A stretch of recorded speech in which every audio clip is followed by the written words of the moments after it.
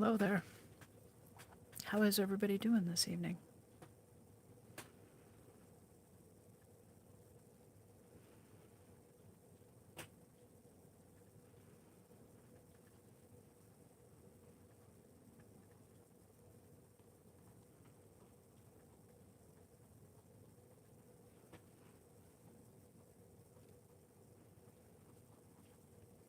Feel free to join the chat.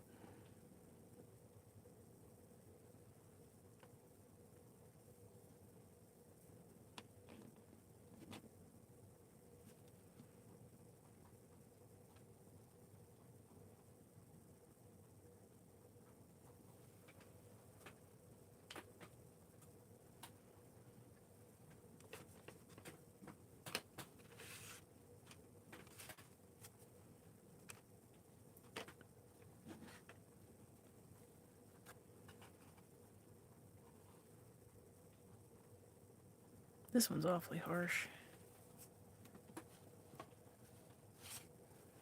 We want to bring it along until it's more harmonious and we can find some pebble shapes to trace.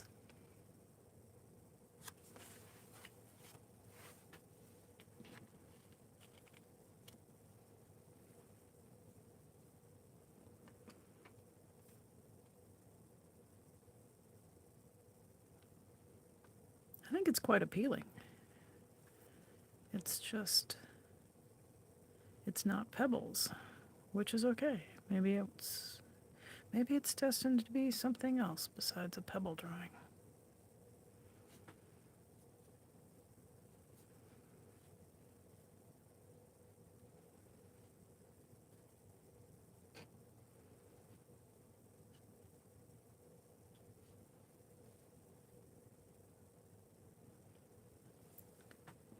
Just build those layers up.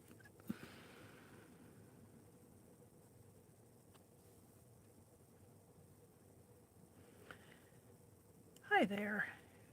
Thank you. And I love that you're there in my chat.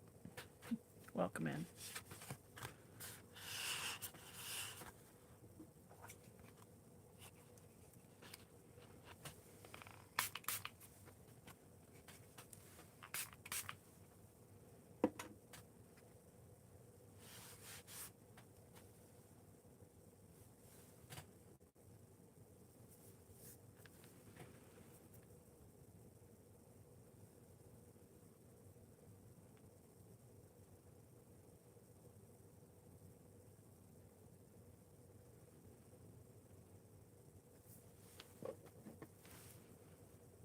Let's go with some green on this one.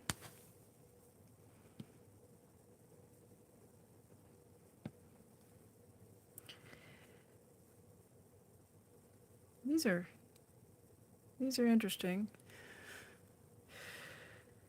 They're just called twistable colors, and they're really creamy, and they're also water soluble, but they kind of come in like a basic palette of almost like a 12-pack of basic crayon colors. There's nothing very subtle about them, but they do mix beautifully. So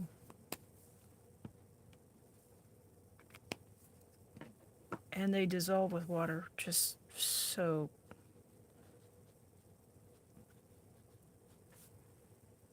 very, very easily.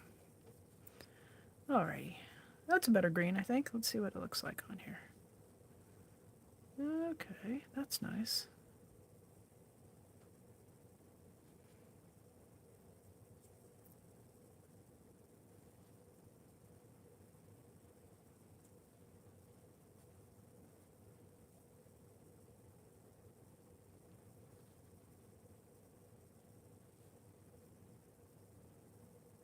Well, thank you.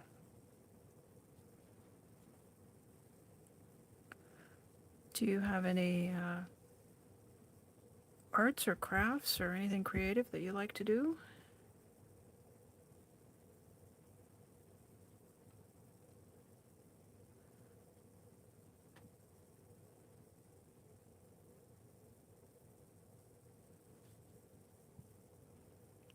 Really looks different with a little bit of green on there, doesn't it? Starting to look intriguing, like a lichens on a rock. If you ever take a hike on a hillside or a mountain with some altitude, then see these granite rocks, these beautiful blue grays, and then these almost chartreuse green lichens.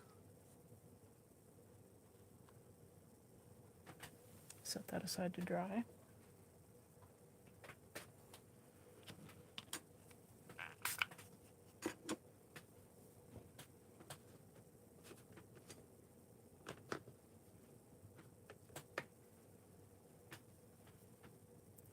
So Cricket Helmet, yeah, what do you like to do with your free time?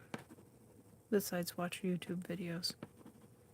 I confess, I spend a lot of my time doing that as well. So much interesting stuff to see on YouTube, right?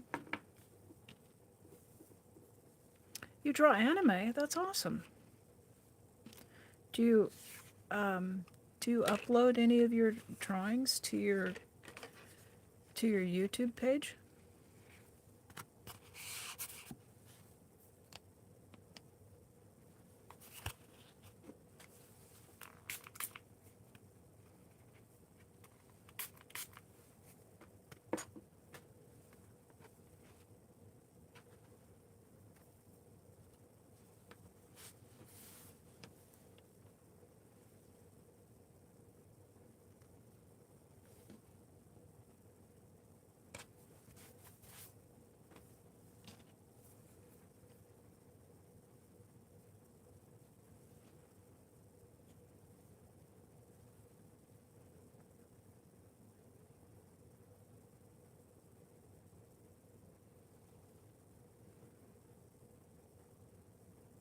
Ooh. Immediately? No. One of the things about water media is you can make it go away.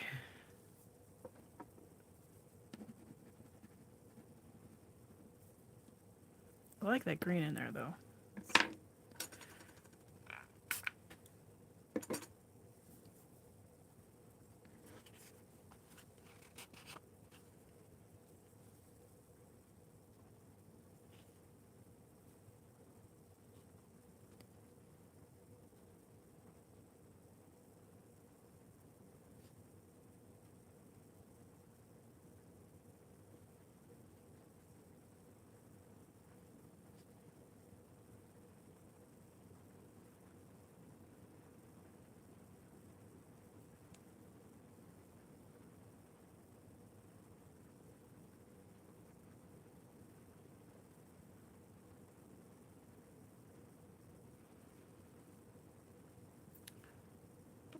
Thank you, Annoyed Cricket Helmet. So what media do you like to use for anime? Is that markers? I know a lot of people like markers for anime.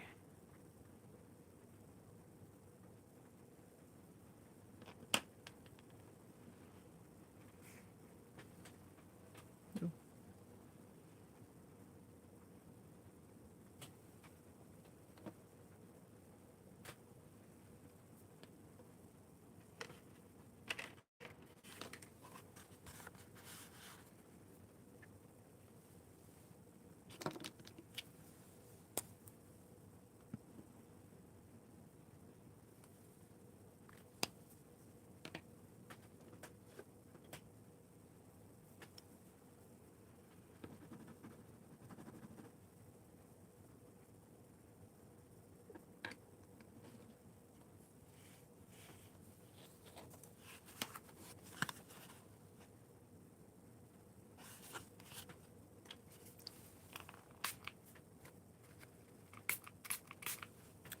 This one's looking very mid-tone, so I'm gonna try to bring in some darker colors and a little bit of drama.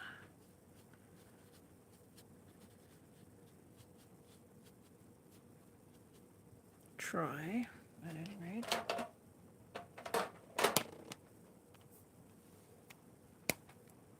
Pencil and some markers. Nice.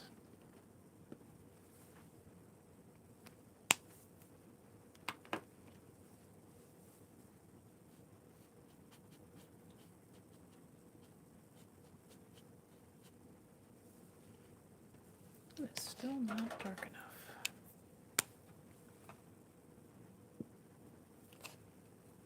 I don't like to use too much black. It tends to look really stark. Maybe we can cheat it with a little bit of this dark purple. Let's try that.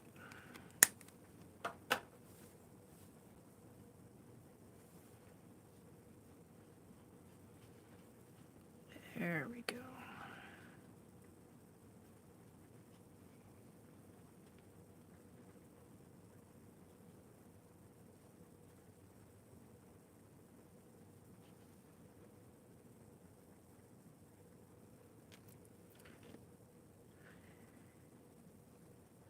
I used to work mostly in colored pencils,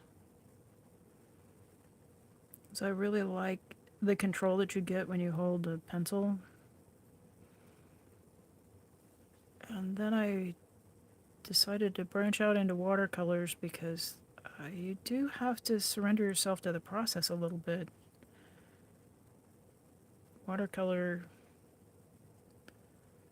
doesn't really like to be controlled.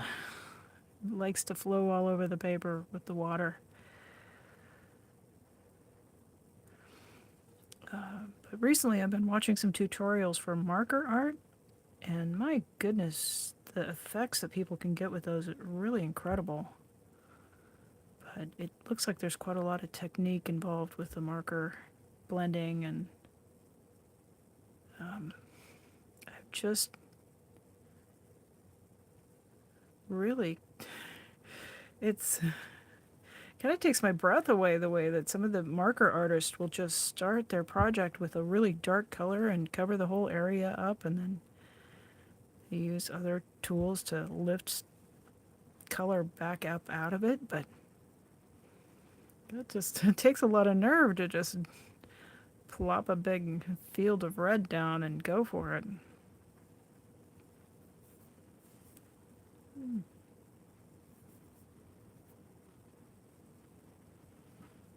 Hello, welcome in.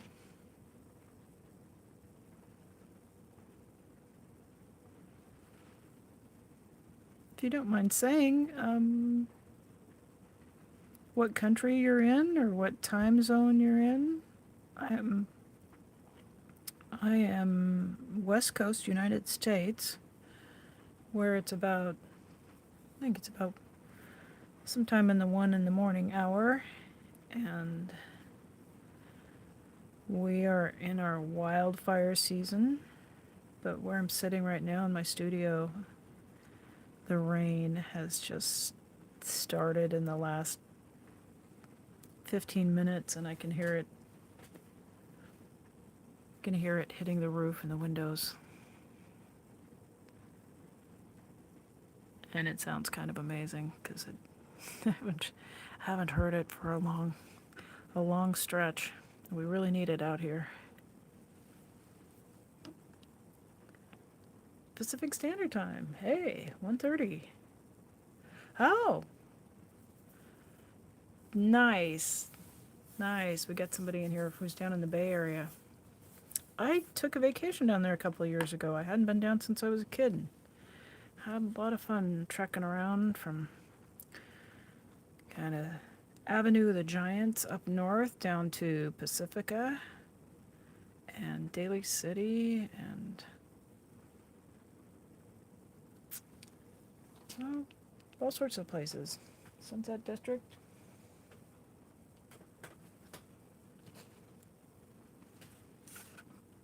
I think I really like I love the big trees, so it's hard to beat Northern California and the giant redwoods. But the last day down there, we went up to Mount Tam,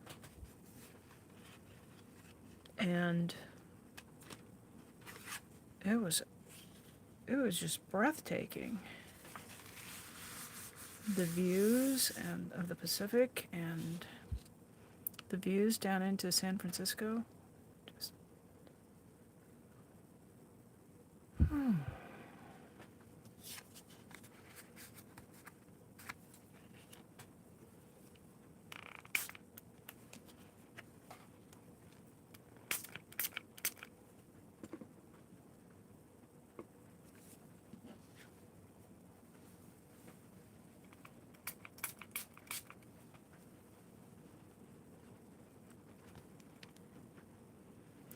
So are you getting much wildfire smoke down there? It seems like the fires are kind of north of you and south of you there.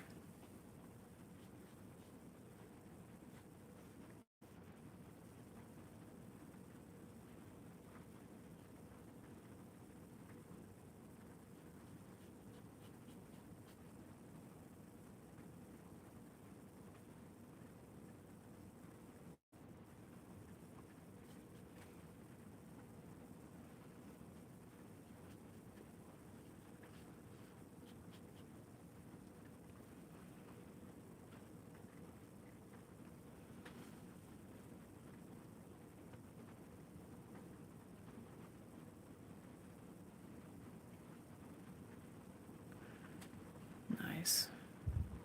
Greener in the East Coast, like the Adirondacks and Smoky Mountains, that kind of.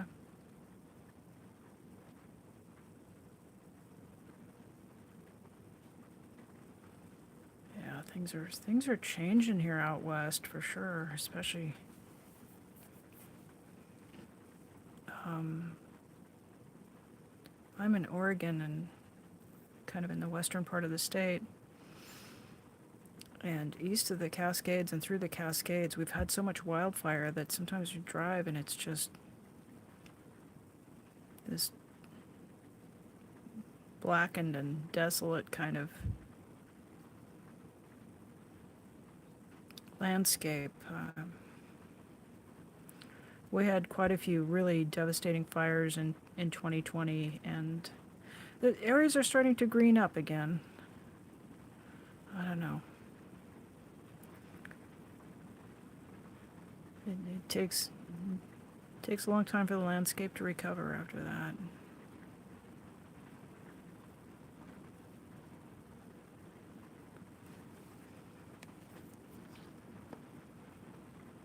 So I'm working on these in layers, and at certain points, sometimes they'll seem a little dreary, a little dingy, but they end up fairly colorful.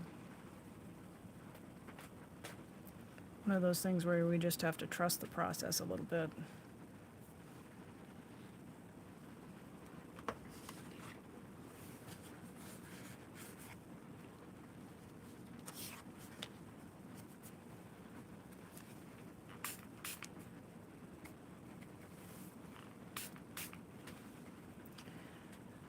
The texture of the paper or the texture that's created with the painted layers.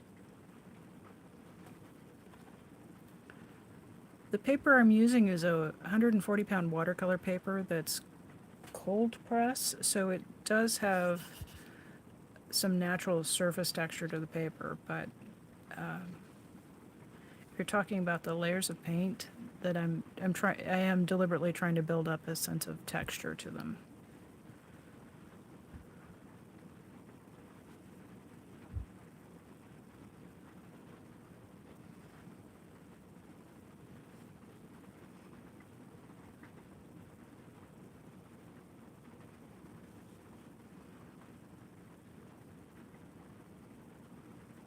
Yeah, part of it is the paper.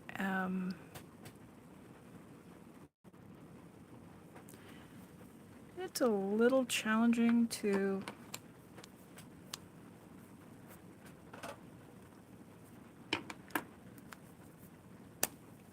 really show the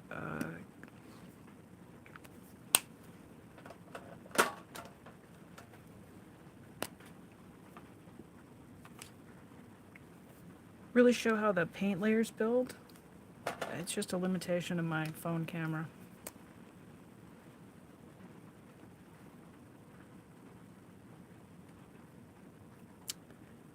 Yeah. Oh, that's a good way to describe it. The overlapping is creating a thin broadness at certain points.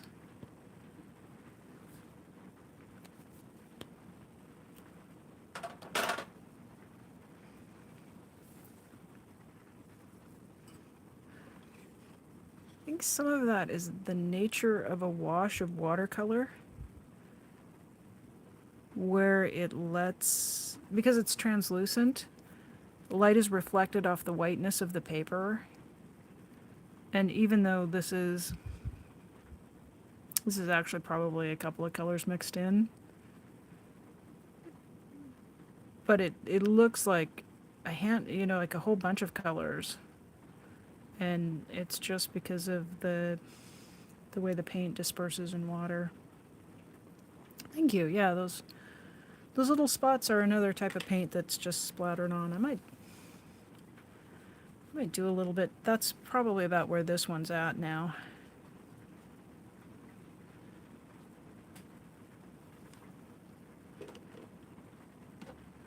One thing about this feed, you will get 27 random sounds.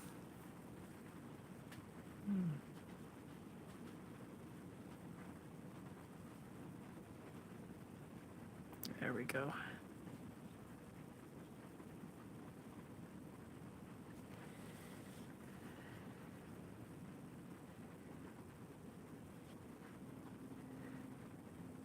If I'm not careful, I get these looking very much like they were just done by a right-handed person, and I want them to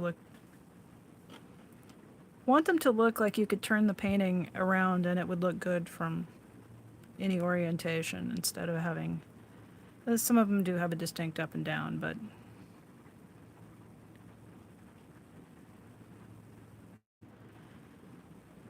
I'm aiming for something that's enjoyable to look at from a variety of angles.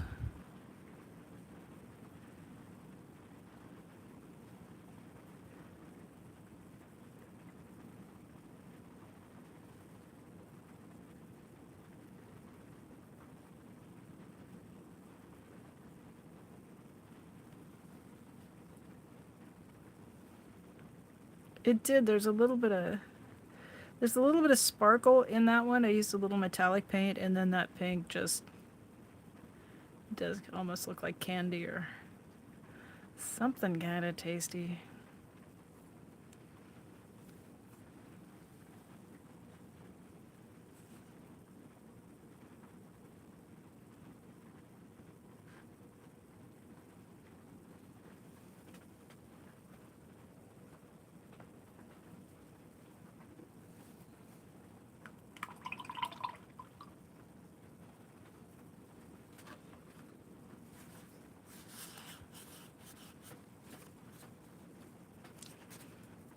Alright, I think this will be our last one with the browns, and then I will wipe this down and go to a brighter color.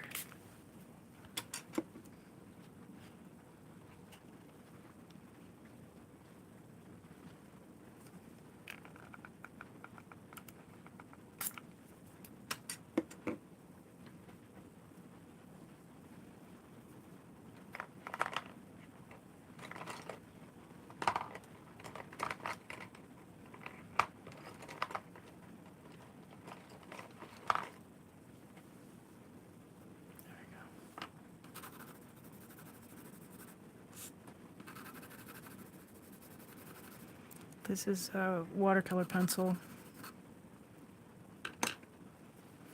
My work surface has a little bit of texture to it, so I just lay down a little line of it and then bring in some water, and it couldn't be any easier to mix paint than that, could it?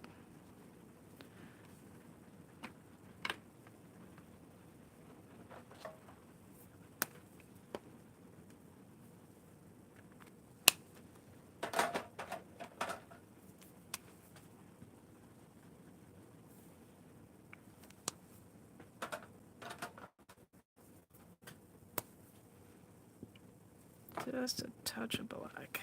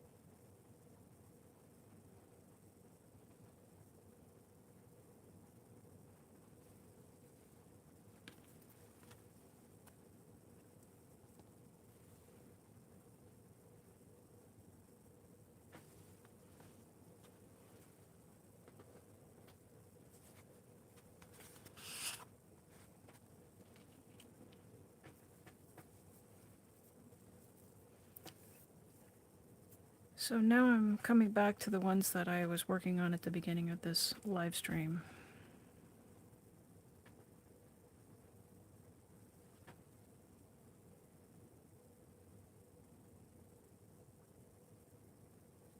The watercolor paper does take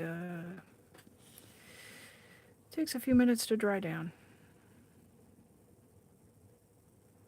Tonight, with the rain and the atmosphere, it's pretty humid, so they're taking a good 15 minutes to get there.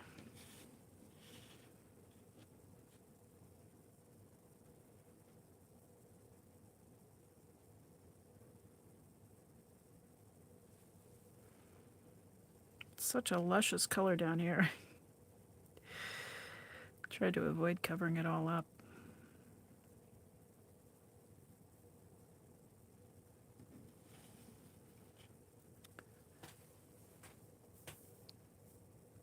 It depends. Usually, sometimes if I'm just going to be working for a few minutes, I might work on 4 or 6. Right now I'm working on, looks like about a dozen. And then I've got this stack that's up here. So over the last several days I've been working on videos where we're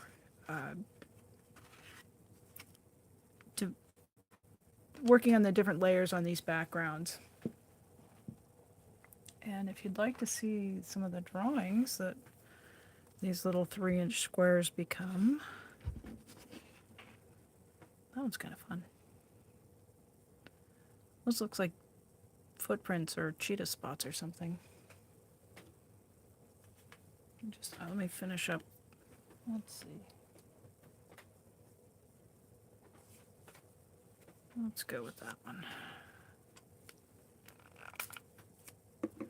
And then I'll give you a little art show of the final drawings, and you can see what these guys become when they're completed.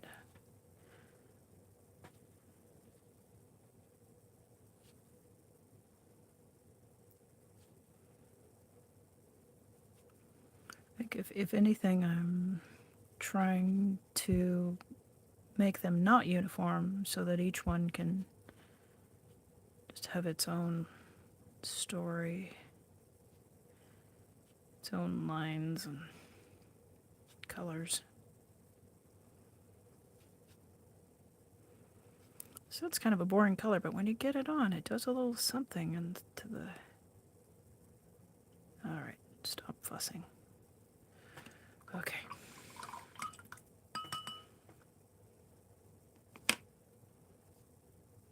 I love that cave art. That was back when I was in college. I was intending to take a year off in between high school and college, and I found myself 1 week after high school enrolled in a art history class. And they start with the cave art like week 1 of art history.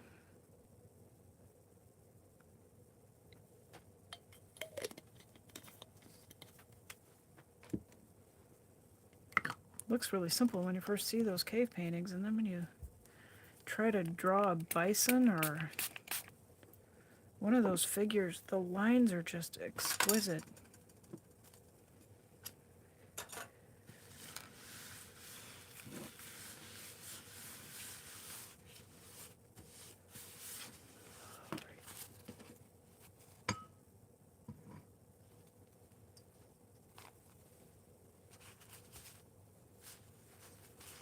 One of the really terrific things about water media is you just swish the brush and that's it, it's clean. Don't have to use a bunch of toxic chemicals or anything.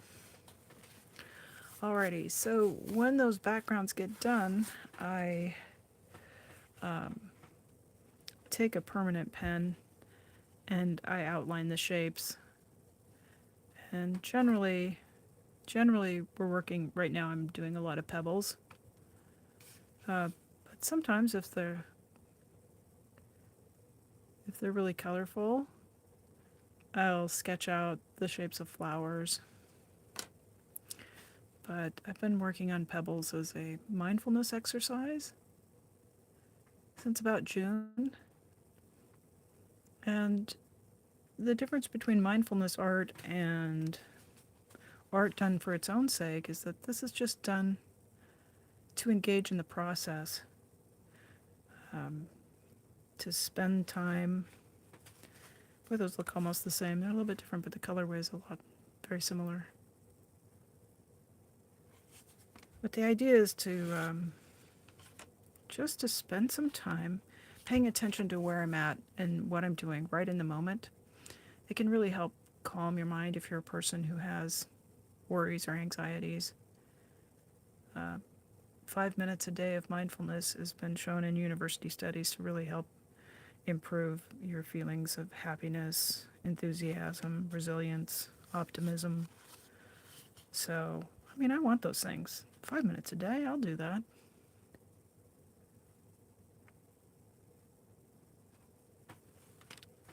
So,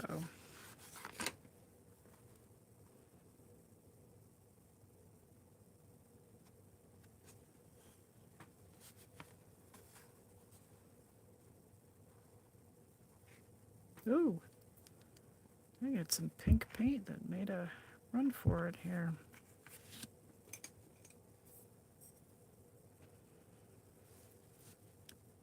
So the benefit comes just from spending the time engaging in an art practice, just paying attention to, I like to say, like where the pen meets the paper or where the brush meets the painting.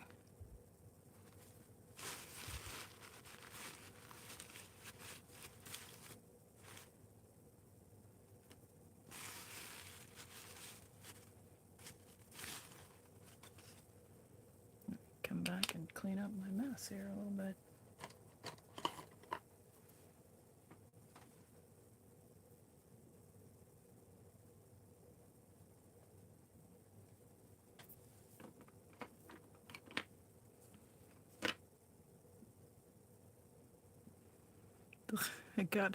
I got kind of enthusiastic with the pink splatters the other night. I thought I'd got them all cleaned up, but they do get away. There we are, good as new.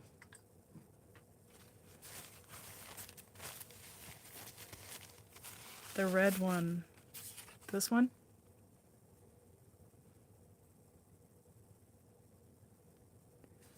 Yeah.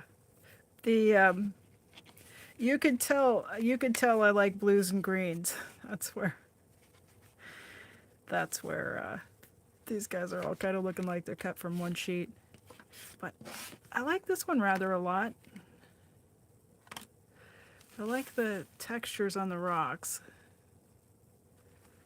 And then I'm trying to work in different colorways here. We're getting some variety. I think the stack that I grabbed was just a lot of blues and greens.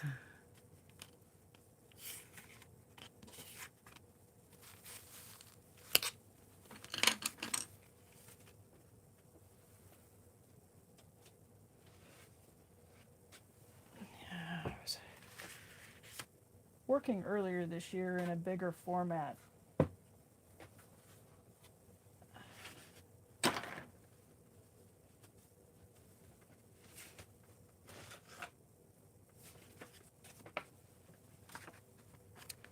And these 8x8s, I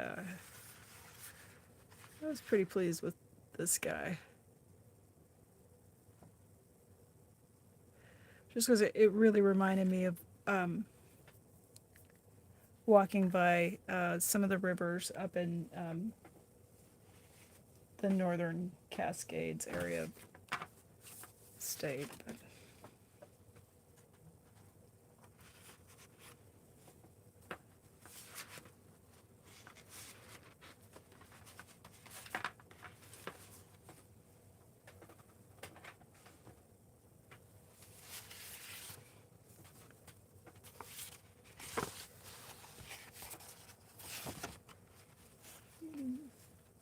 That one's got some nice wild colors in it.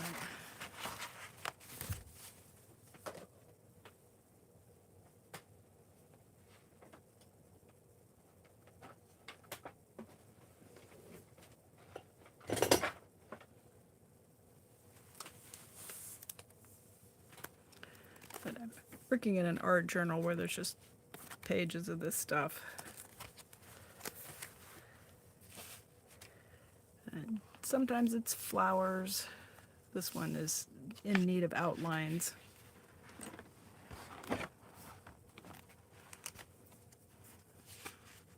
I won't bore you with the entire thing, but that's...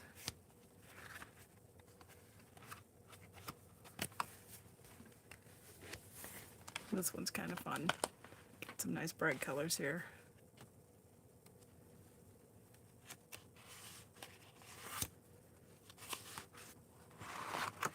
More purple flowers.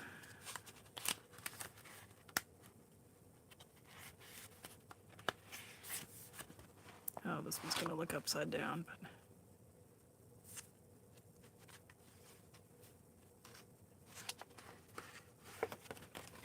Let me reorient this so that it doesn't...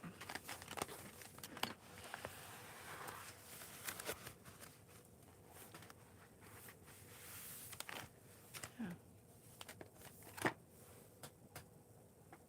I think I've been working in pebbles just because it's fairly simple, and I know that it's something that most people can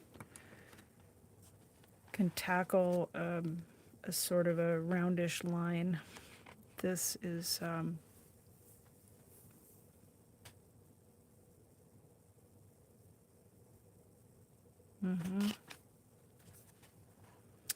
yeah, I was a florist for a long time, so I had a lot of had a lot of opportunities to look at flowers, and it's something that's just an innate knowledge for me.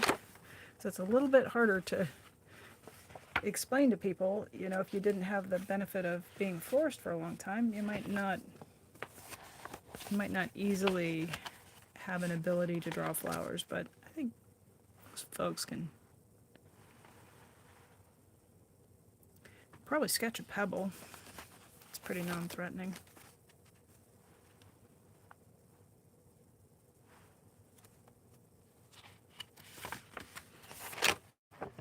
Yeah, I might. Now that I'm looking at these flowers, I'm kind of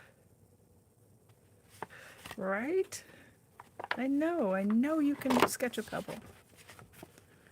So here's a blank that's going to be maybe some larkspur or some stalks. It's kind of upright flower that's got a lot of little florets on it.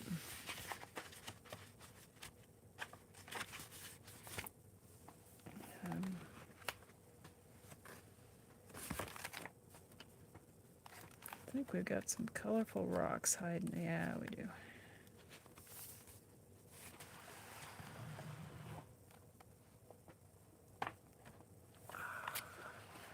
So sometimes if I'm working on a piece and it's just kind of beautiful as it is, I'll just treat it like it's a piece of marble. You can still outline the shapes, but it might look more like a piece of polished stone of some kind.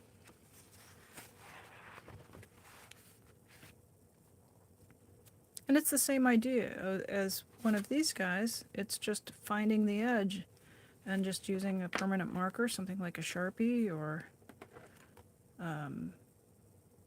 this is a Pigma Micron. They're available in art supply stores, and they leave a permanent line. You can get them in all kinds of widths. So nice narrow widths.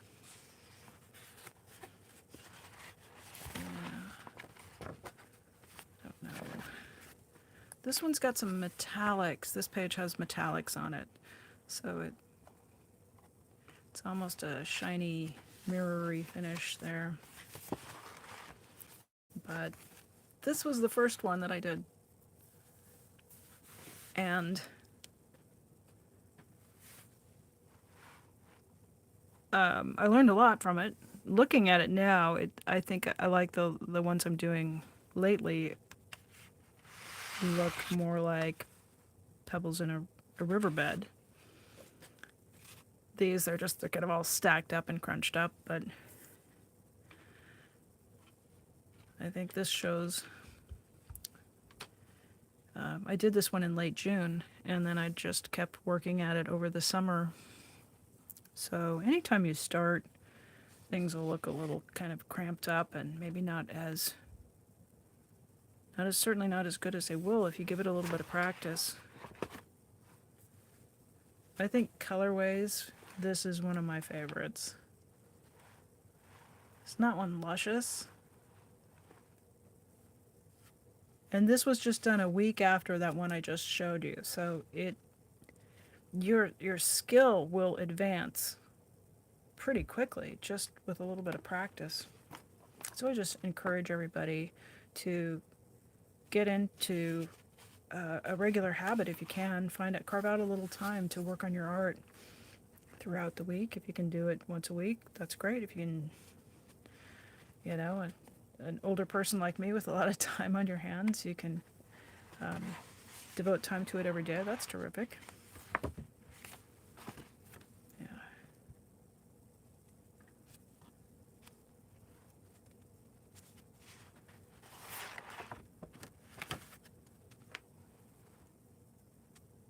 Every time I look at this one, I think it needs like whales or porpoises or sea tortoises or something coming up.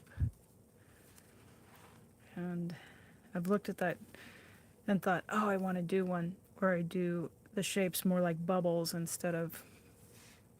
These definitely look like rocks, but what if they were bubbles in an ocean? Kind of fun.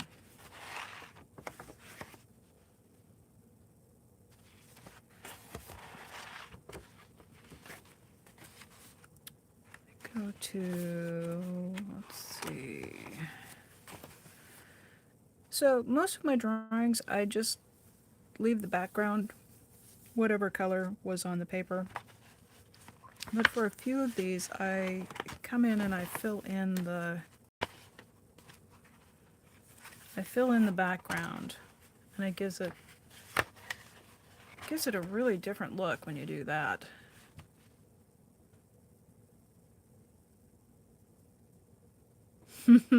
Robert James, hello, welcome back. We're having an art show right now. We're just having a tour through my art journal from earlier this summer. But yes, I was still working. I was working on the second layers.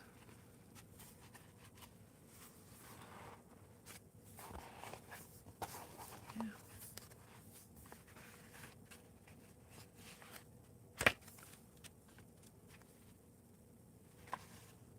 Hey, we're getting some rain out here in Oregon. I'm here in the studio, and there's just a little tippity-tappity of raindrops hitting the roof, which is making me very happy. Yeah. So, all kinds of colors. Alrighty, let's get back to work, shall we?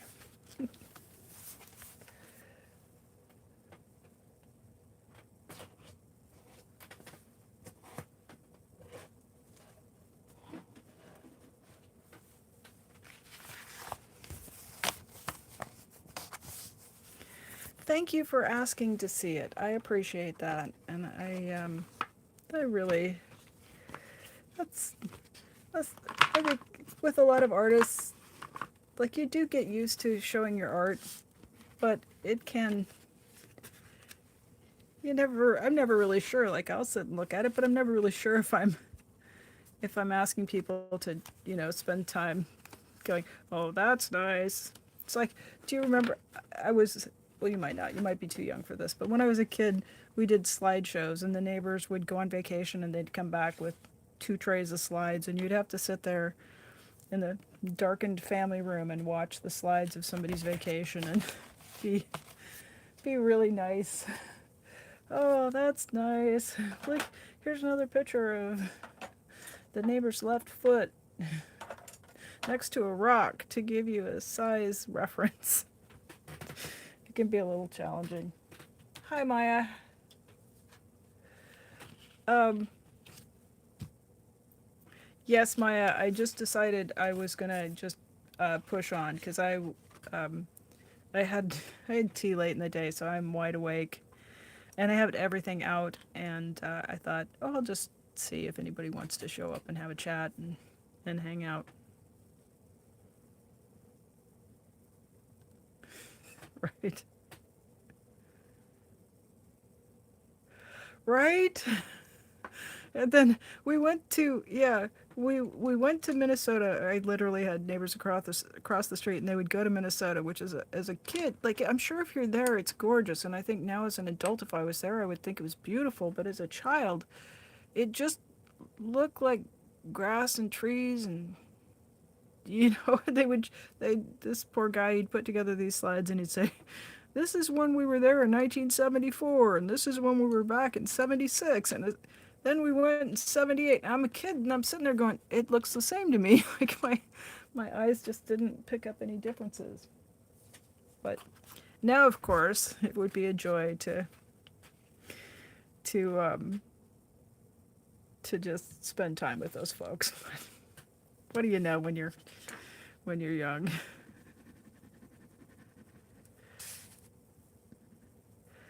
So, um, I've cranked through about a dozen of these that had layer one on one stage, and then we get to the layer two and up to.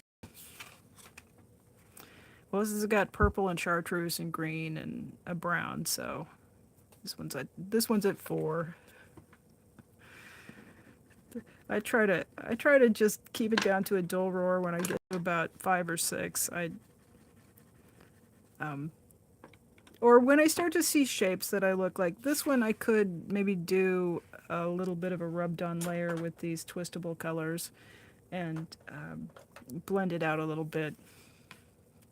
But as soon as they start to show places where it looks like you could trace out a pebble, that's um, that's when I try to get the layers.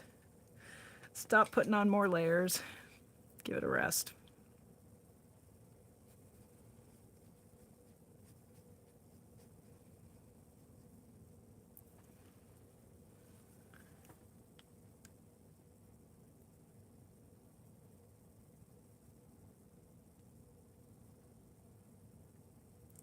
Oh, please no river dancing. Lucky Saints, thank you for stopping in and spending time with me. I appreciate you, and uh, it was nice to spend time.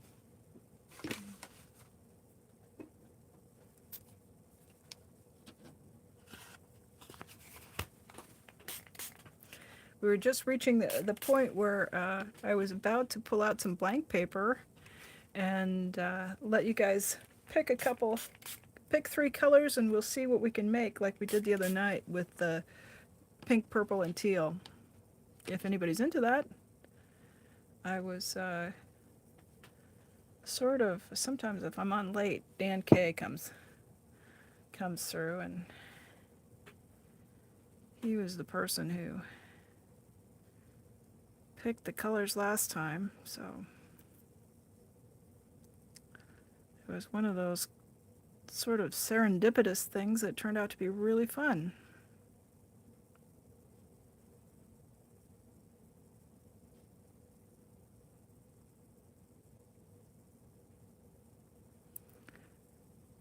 So Maya, were you here when I'm kind of excited about it, so I think I've said it 6 times, but it's raining here in Oregon. We haven't had rain in we had like maybe 30 or 40 minutes in the last 2 weeks, which is the first time it's rained in months.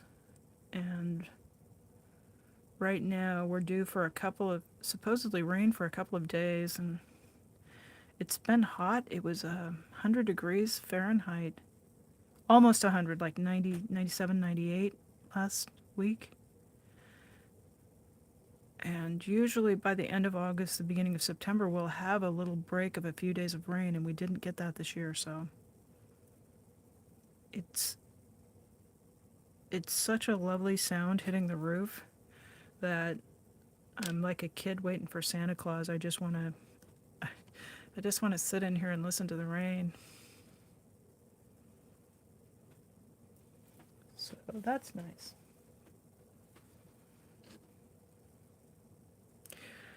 Okay, got my drinking water right where I usually set my watercolor dipping water. That's never good. I think on this one,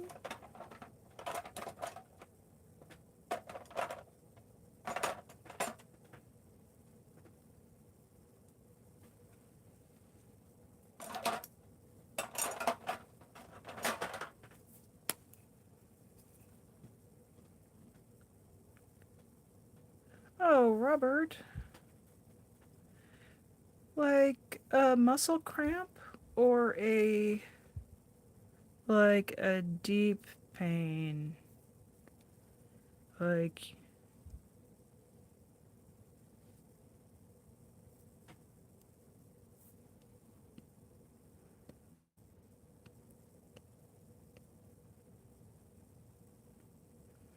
you're not trying to get like a deep vein thrombosis, blood clot or something, are you?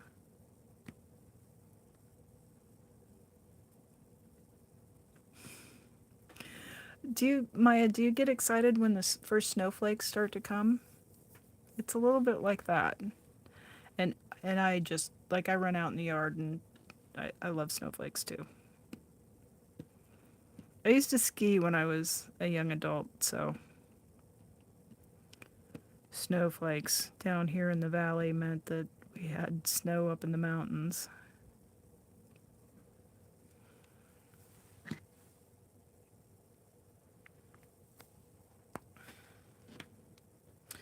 Believe me, by January I will not be celebrating rain. I will probably be complaining and saying things like, is it ever gonna stop raining?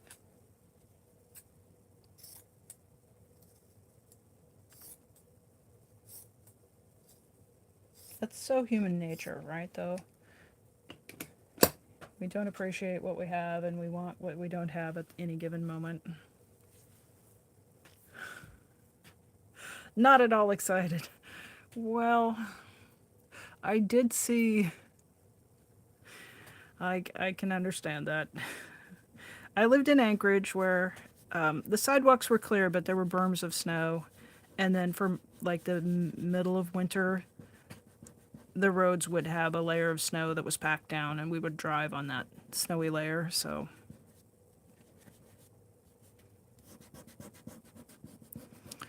that certainly gets tedious come about February.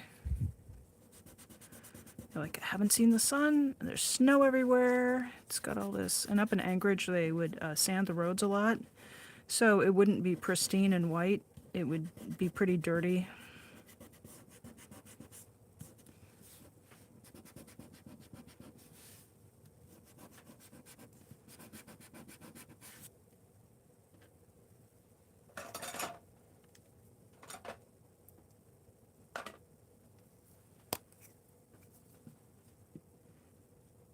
And the springs up there were glorious, though, and the summer in Anchorage was almost like having, like, the entire summer season would remind me of Oregon in the springtime, temperature-wise, and the lush green plants, and people who live in the northern climates like that, as soon as they have an opportunity to plant some flowers, we would really just fill up the window boxes with geraniums and all kinds of colorful flowers.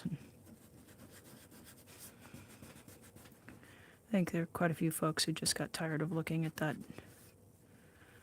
a winter landscape all winter, and so it would be very beautiful in the spring and early summer up there.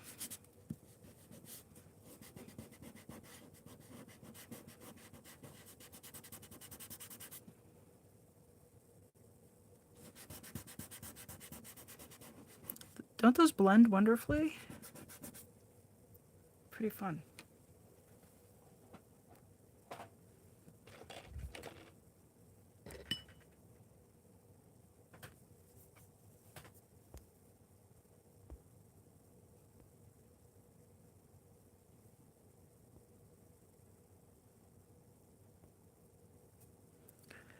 Oh, so much rain in North Carolina this summer.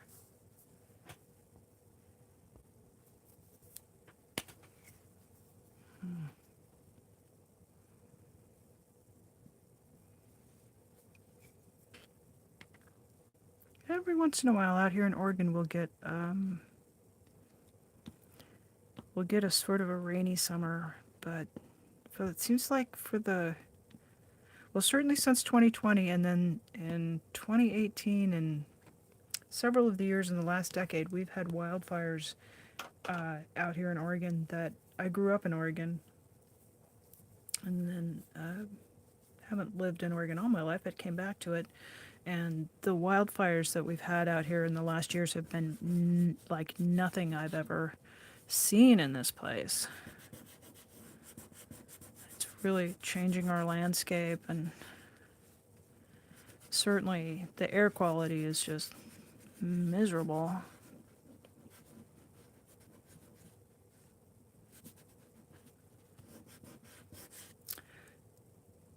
It is, Robert is asking, do I paint them for a reason or for an exercise? It is mostly for an exercise. And once, like this one's pretty much done. And then I will do the next step, which I know you've been here for several of the, I've seen you in the chat several times, which I really appreciate. And then the next step is I will take the permanent pen to them, and I'll use them as backgrounds for these mindfulness drawings. And they are purely an exercise of when I'm feeling upset or frazzled or just out of sorts, to just spend 5 or 10 minutes paying attention to what I'm doing. It really helps me to gather my mind and to curtail the anxious worrying about stuff in the future and that sort of thing. Yeah. I've thought about that. Like, how lovely would that be printed on a big, like, 24-inch square silk scarf? Or for quilting fabric? I might. I do some quilting, so every once in a while I go over, there's a website called Spoonflower where you can upload your pictures and you can have them printed onto fabric. Onto quilter's cotton and to, I think you can even get it printed on heavy canvas like sailcloth that you could make a tote bag out of. So on this one, I'm just going to get everything out of the way back here. And I might give it a little spatter of something dark to put some speckles on it. But this mist of water is going to let those colors bloom into each other a little bit. And I just hit the back so the paper doesn't curl up. And then those media that I just put on, the water activates it and it can intensify the hue a little bit. So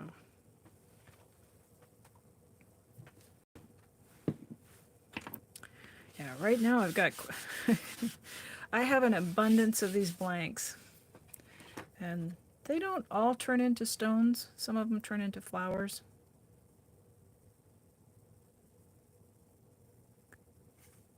Oh.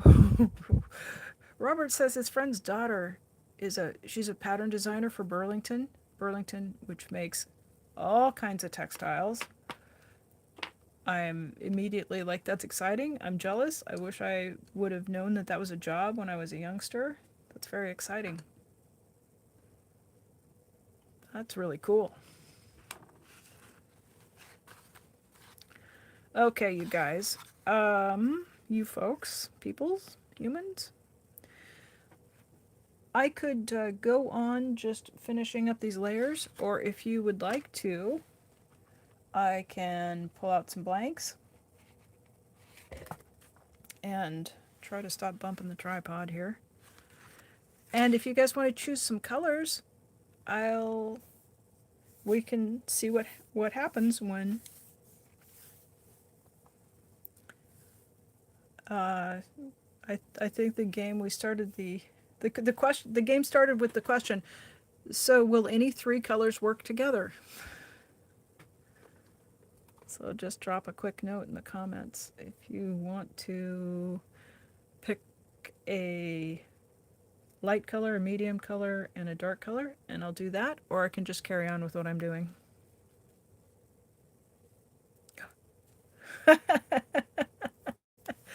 Oh, that's really cool. So your friend went to a hotel and his daughter's designs were used in the commercial textiles that were on the sheets in the hotel. That's really cool. It's fun to see your work out in the wild, for sure. And it must have been a really proud moment for him. Maya says recreational painting. Yes. It's certainly not commercial, I'll tell you that.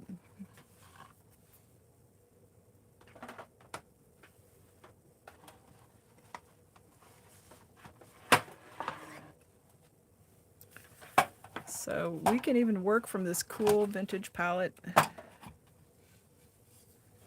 Look at all these colors we have.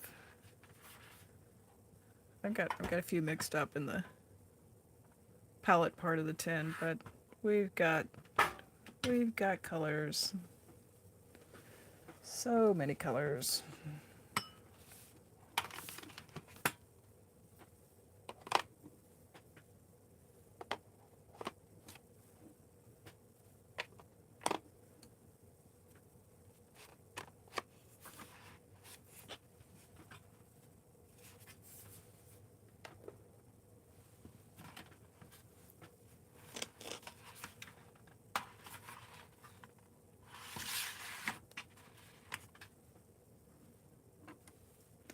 I think that's really cool that it's cool that he recognized her work. I showed my dad stuff, and my dad his first career was he ran a printing press, and he ran this beautiful it was the only one in the Pacific Northwest. It was a Heidelberg four-color process printing machine that had a gangway around it, not as big as newspaper printing presses, but pretty good size. So you had to climb up a little, like, four-step ladder, and then there was a gangway that you walked around the thing. And he would, the print shop that he worked in did fine art reproductions, lithographs. So, and some the illustrations that were bound into like coffee table books. So Dad looks at my art and just goes, "Oh, mm-hmm." He's not super thrilled because I don't know, it's just his way. Maya, they're supposed to be coming next week.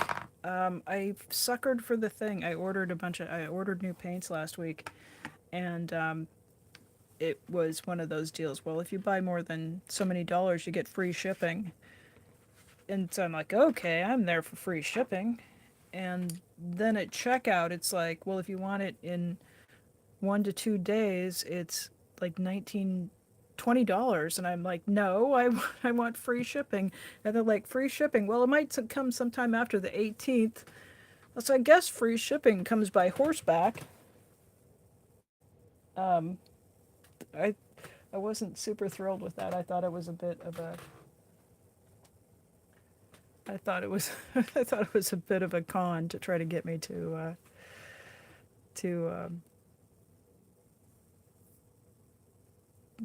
oh, Maya says that when she worked in a sign shop, it was fun to see the ones that she made around town and companies' cars you had decorated. Oh, yeah, that is true. Um, I worked in a sign shop also, and I would do the because I was kind of low man on the totem pole, right? So we would do these big 3 foot by 4 foot paper signs that would say things like pork chops, 65 cents a pound. It was a long time ago, and so I would they would go up around the end of the on the, high on the walls at the end of the grocery store, and they would also go in the windows in the front of the grocery store to show people what was on sale that week. So I always knew what was going to be on sale at the local grocery store the next week. So we just used this brush that was about 9 inches wide to put those signs together and just slap them together really quickly. But it is kind of cool.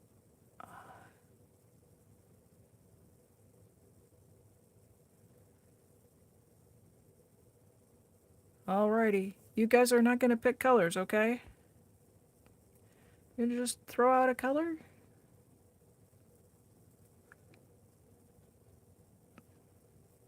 High detailed super scale models you would build.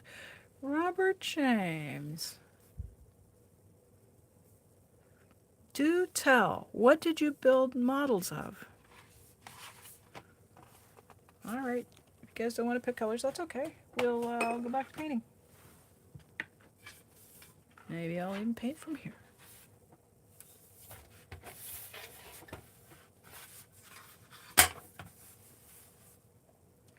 Again, 27 different random noises. I'm working on the last video I watched. I noticed that everything I do seems to make a noise, and if it was distracting for me, it was probably distracting for some of you. So tonight I'm fussing about random noises.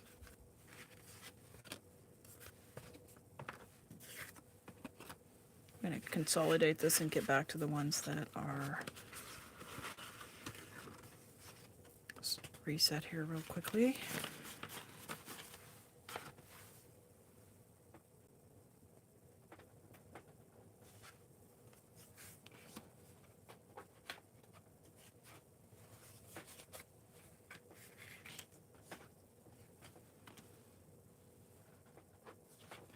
I do see there are points with this where I just look at the little squares and think, oh, you are not pretty. But they always end up pretty good. I just take a couple of turns along the way where they're...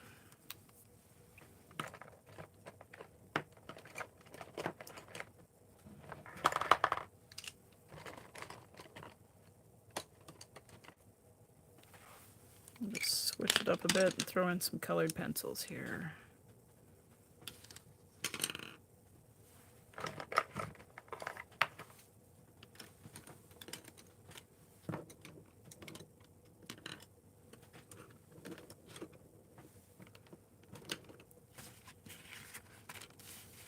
I think this one's really close to being done.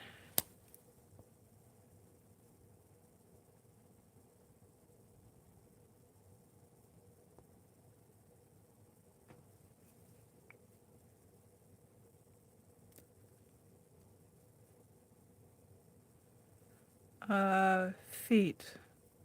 Maya said the biggest sign she made was over 108 feet long. Feet is plural, foot is singular. So if it was 1 foot, 2 feet. Wow. 30 yards, 30...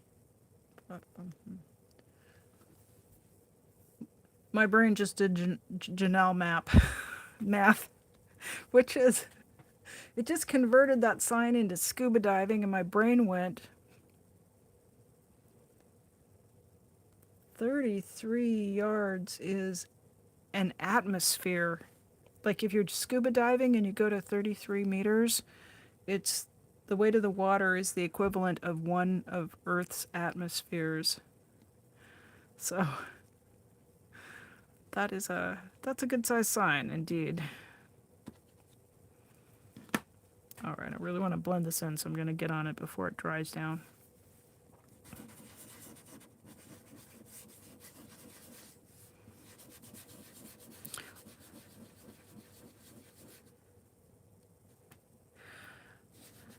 So out here in Oregon, we have a blimp hangar in Tillamook, Oregon.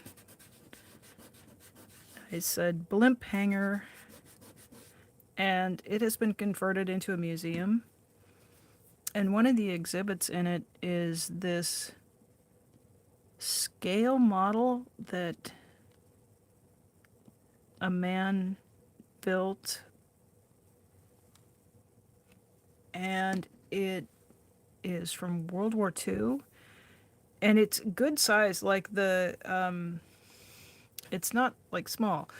Um, I want to say like the battleships are like 10 feet tall, so they're scale, like they're not life size, but they're quite big. And his whole attic was taken up with these. And then after he went to the next place, his wife donated these models, and so they've installed them over at the Tillamook Air Museum, which is housed in the blimp hangar. And there wasn't anything in that came out of a kit. Like, he built all of the rigging, he built all of the cannon and the everything that was on the ships. I think I want to say there's a few things that are not boats, but it was all sort of Navy things.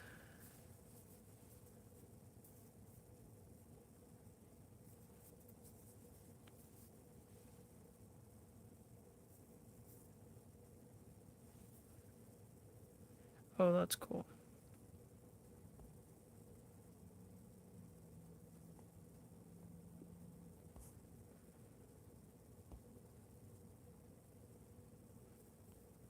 Cloth Cloth wall covering, 8 by 12 frames with cloth stretched over frames. Huh.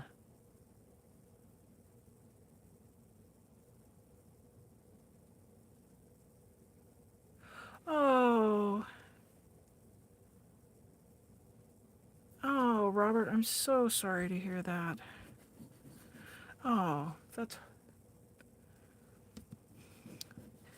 must have been devastating.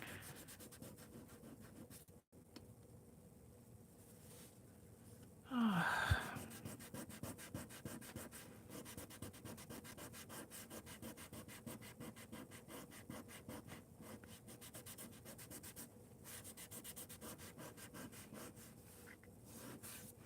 I don't know how you would build something back like that, especially something.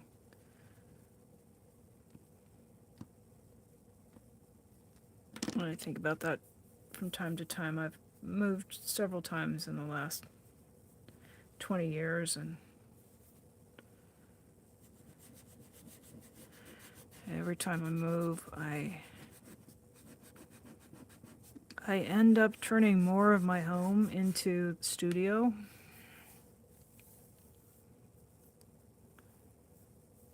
It does something that seems to grow with us as we go through life, and I'm really sorry that you went through that loss. That must have been very devastating.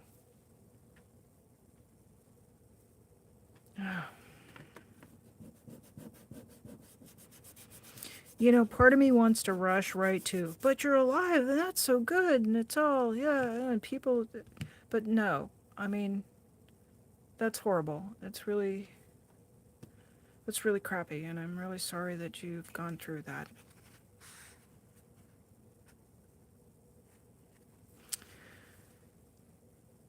Well, I confess, my living room slash dining room is my studio. So, but then the only person who argues with me about that is the cat. So I don't have family members that I have to negotiate for space with. So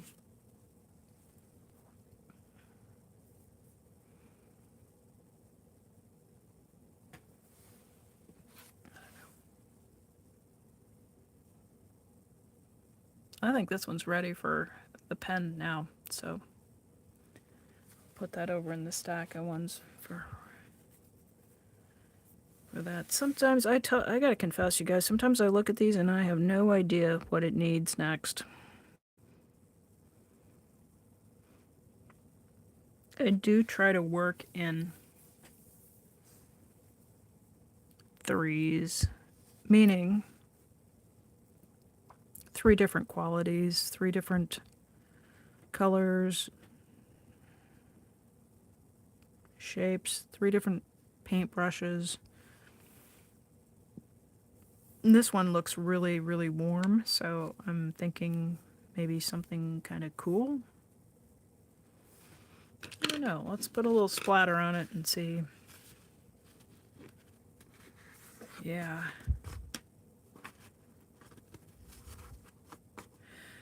Remind me, Robert, what year was Sandy?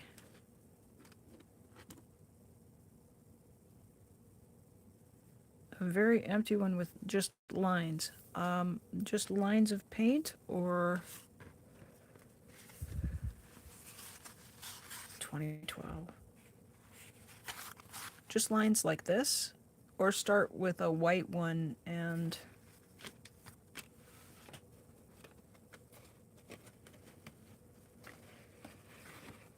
This one's kind of empty with lines.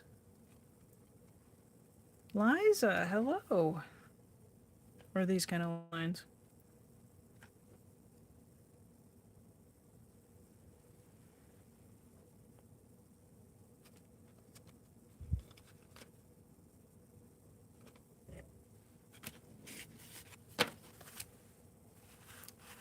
Certainly.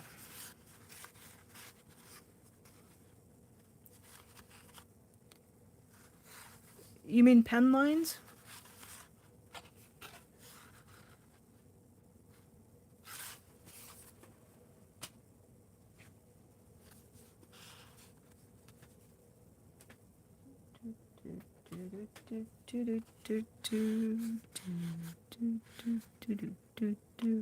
Okay.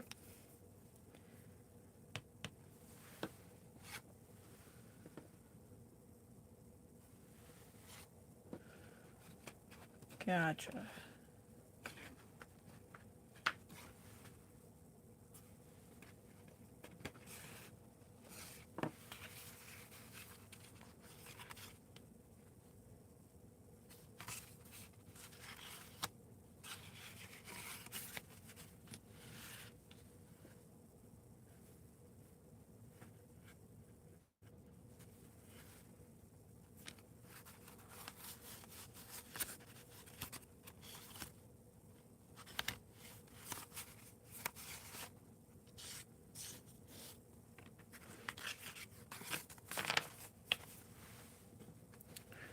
These little squares are funny. Some days I look at them and I don't see a single thing that I can outline, and other days I might come back to the same square that I looked at the previous day and just have a feel for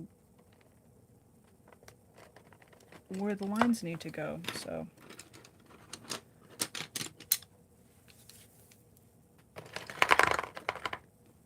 sometimes I think, oh, I want to work on this color or that color, and it's just not having it. Okay, so this one, if you guys can see, there's a metallic paint on it, so there's a little bit of shimmer. And the metallic stuff is beautiful, but it does kind of catch in the micron pens, so I'm going to go with our trusty old Sharpie.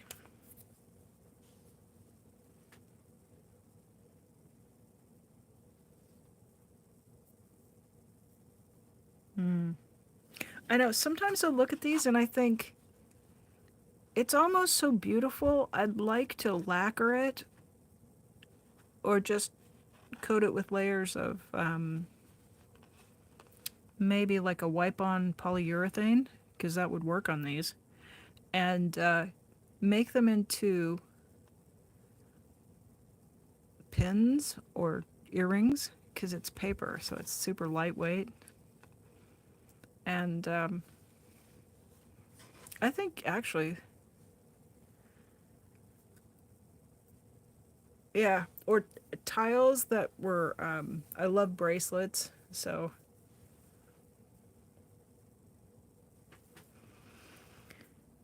Okay, here we go. The first pebble, that always. I kind of have to take a breath and find my place.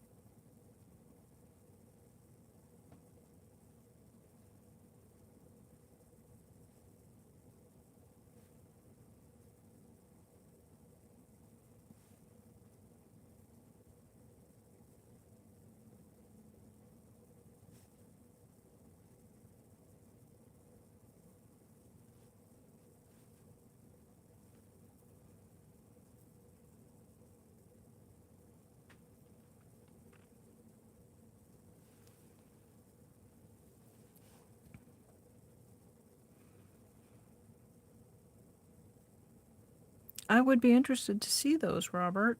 You know what else you could do? Because don't have an email for use on YouTube yet, and I really would like to see those. Um, you can, if you go on your YouTube page at the bottom where there's the little plus, you could upload them as a community post if you want. What about that? Otherwise, when I get a separate email account, um, I will pester you for those pictures so I can see what you were up to, because I bet it was really wonderful. I anything that's miniature. Oh, Robert, you should. You should.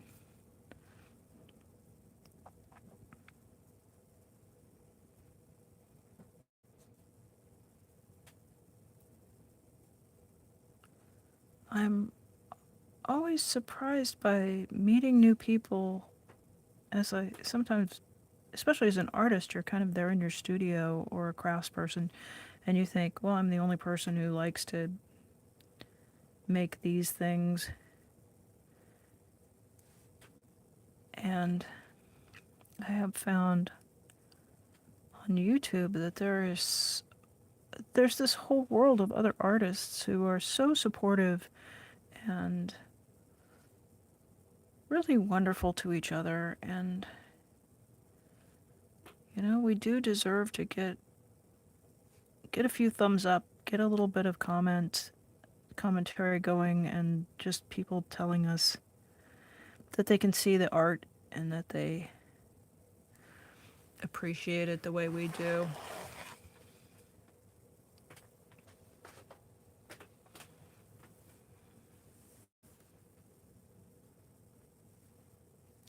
Yeah, Robert, is it okay for Maya to share your channel?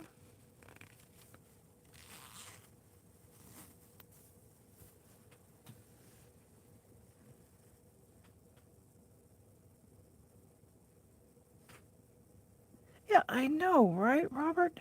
It's who would ever think that um, it could be relaxing to watch this kind of thing. It's not the kind of entertainment we would have ever thought about. Well, maybe we did. I mean, I loved watching Bob Ross paint happy little trees and the mountains and stuff. I'm no Bob Ross, but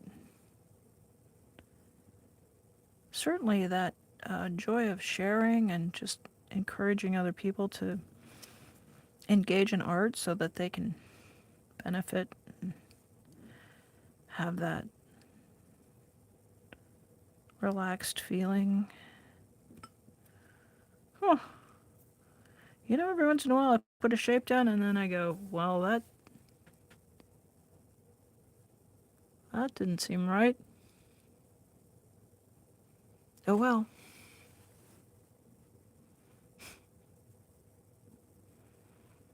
It'll all work out. Just keep tracing these pebbles. It'll work out.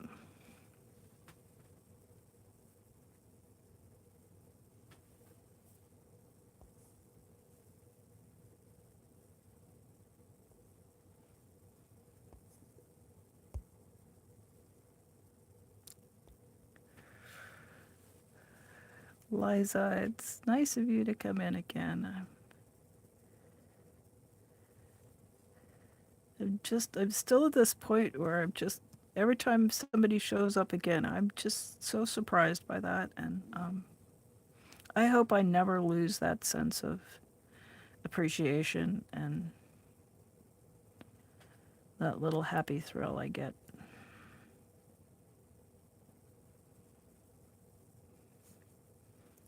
I've been on social media. I posted on Instagram for years and worked on other websites back in the 90s even. But YouTube is really something different. And I'm still not quite sure what to make of it, but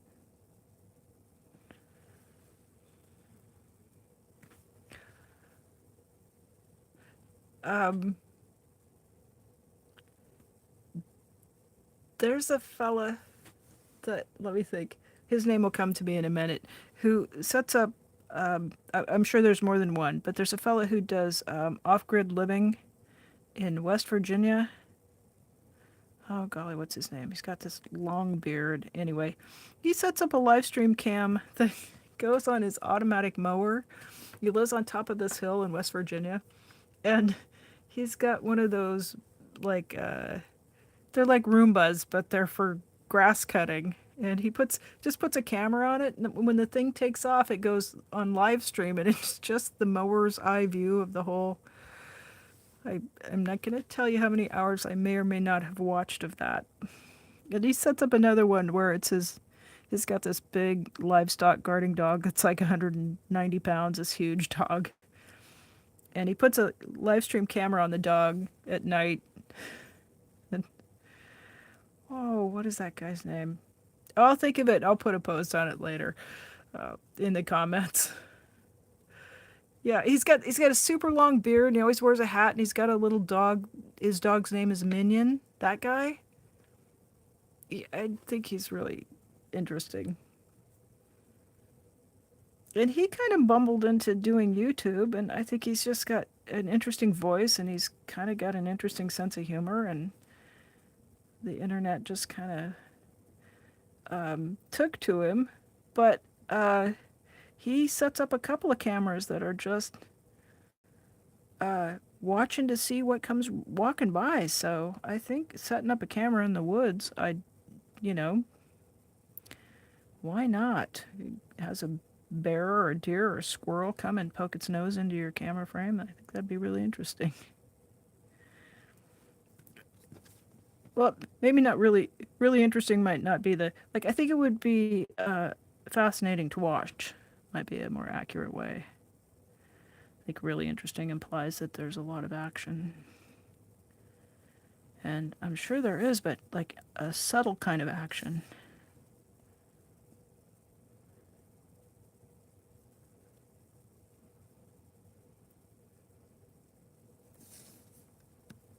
And we don't really pay much attention to all the little critters that come through the environment that we're taking up space in. And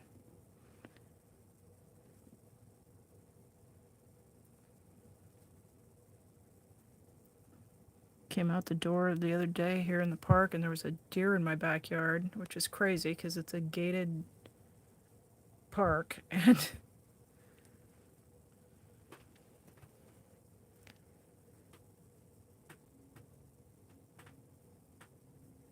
yeah, why can't I remember that fellow's name? Probably because it's 2:30 in the morning. It'll come to me. Something Homestead is the name of the channel.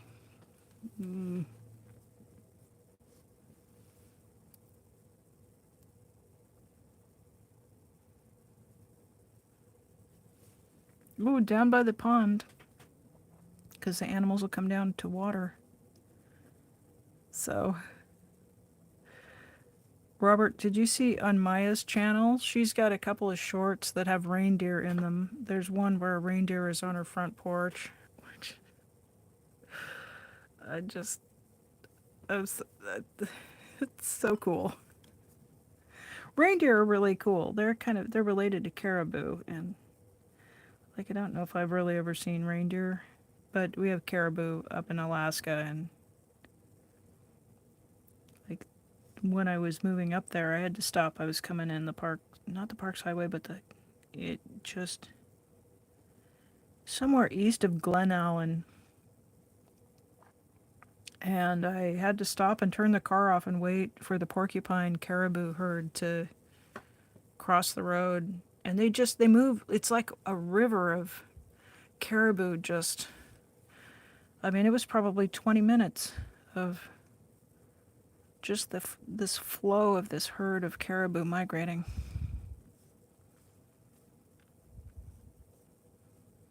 And I just sat there and watched it. And then, like, it was getting to the end of the herd, and then I remembered I had a camera. I was so disappointed in myself for not taking pictures of them, because I could have got out of the car, set up the tripod, and, gone all National Geographic on them as they were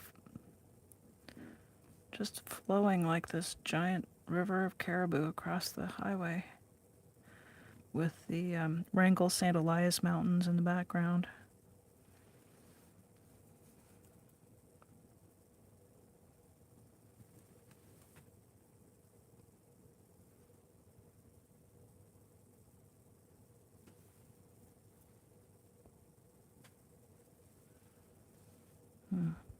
So Maya, do they migrate through where you're living? And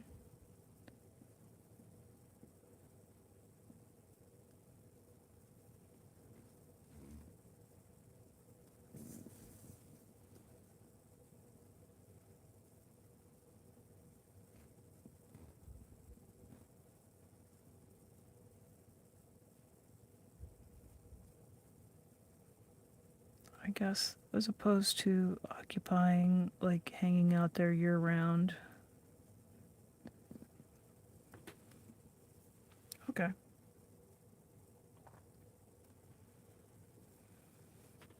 And then are they on their own, or are they shepherded by the Sami people? I know that the reindeer and the Sami are connected, but I don't really,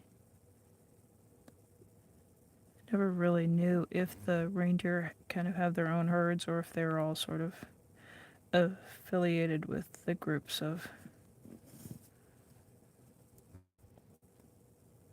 what we would call Native people or First Nations people, but I think you have different terminology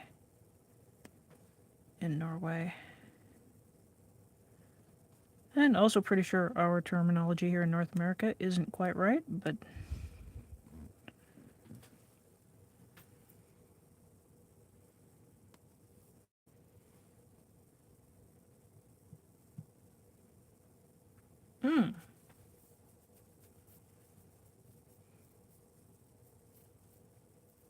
I like that idea.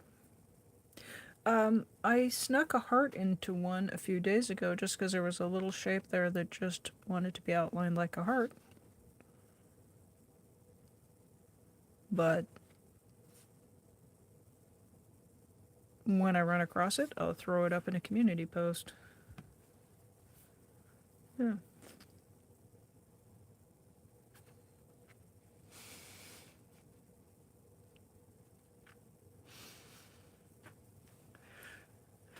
Maya says the herd of reindeer that are in her neighborhood are owned by a guy, but they just go wherever. The face of my pet. These always contain enough cat hair to already include enough of of, of my pet, but I generally try to keep her out of the artwork. That's my challenge.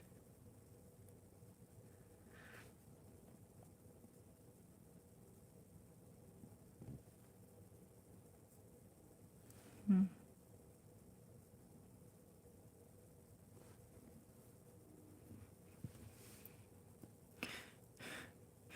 So Maya, does he use them to pull sleds and stuff, or just seasonally, or if he slaughters them? Please don't tell me that. I just want to think those reindeer just roam around and are immortal. They're so cool. They're probably more of a pest to you, but for those of us who live with raccoons and opossum and deer.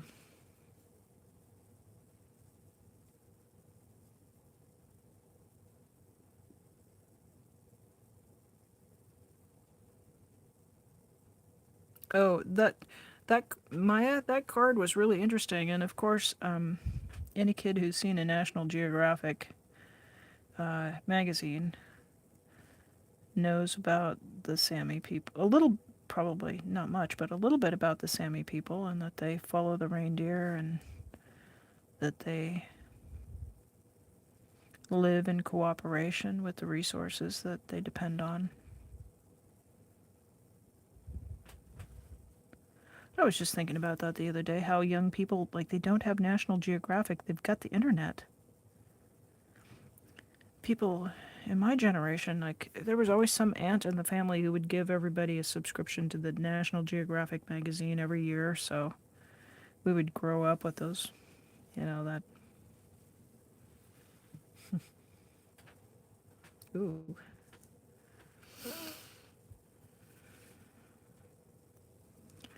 Robert's getting a snack.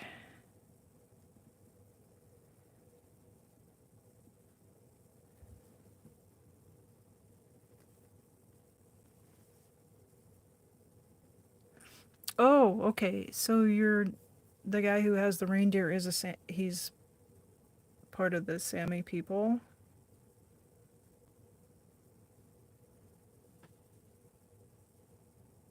What did you miss?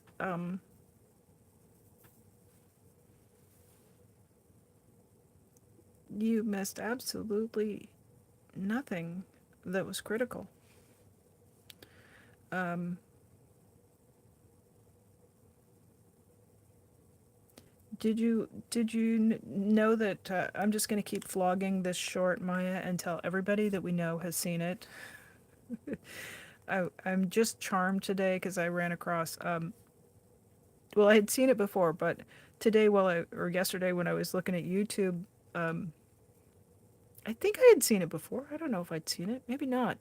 So this short came up on my feed, and it's a view looking at like the door of an apartment, and you hear this clip clop, clip clop sound, which made me very curious. And so as I watch, this reindeer walks past the front door of this apartment, and there's kind of a hallway back there, and there, you just see this reindeer just kind of make its way across and go on down the hallway. And I sat and I must have watched that thing half a dozen times.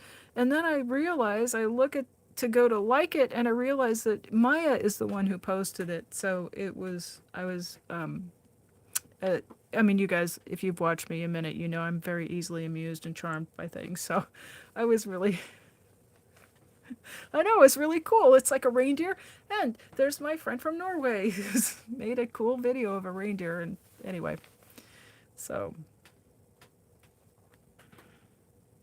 yeah, it beats that craft mat, doesn't it, Robert? Yeah. So, um, if Maya, would you drop a link to your page, and then everybody go and like? I don't know why you're. I don't understand why a video of a reindeer walking past your front door has not gone viral. So maybe if we all go and like it, we can push it out, and it should have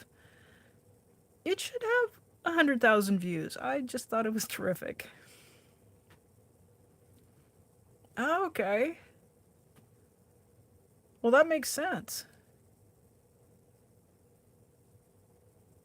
Yeah, because they use reindeer. Sami people use reindeer to pull the sleds. Same with dogs up in Alaska. We've got working dogs that do all kinds of different jobs. So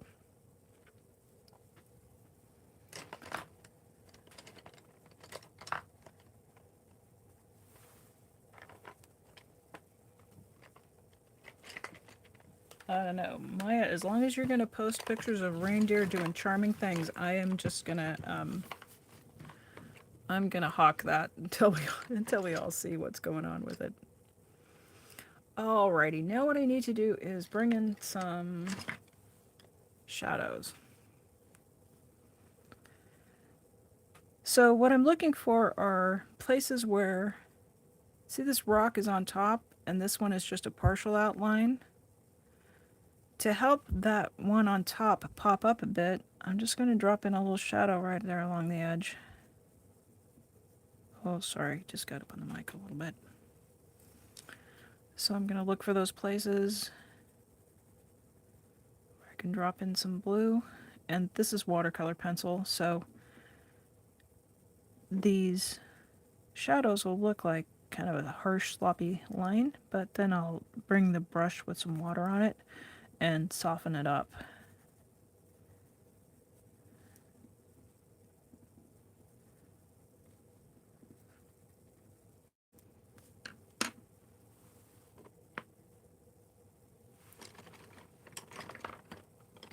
So those are the shadows, and then I'll bring in some white and I'll make some highlights here. Part of the art supplies I ordered includes some acrylic ink, so it's very fluid and opaque, and I'm going to be experimenting with that to try to get my highlights to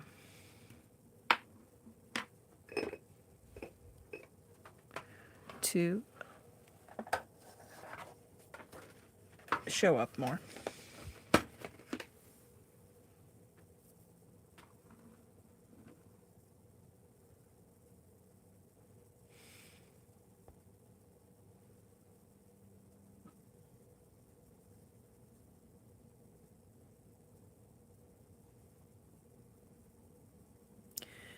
Did you did Robert ask, did you send the channel of the guy with tips on working the settings on your channel?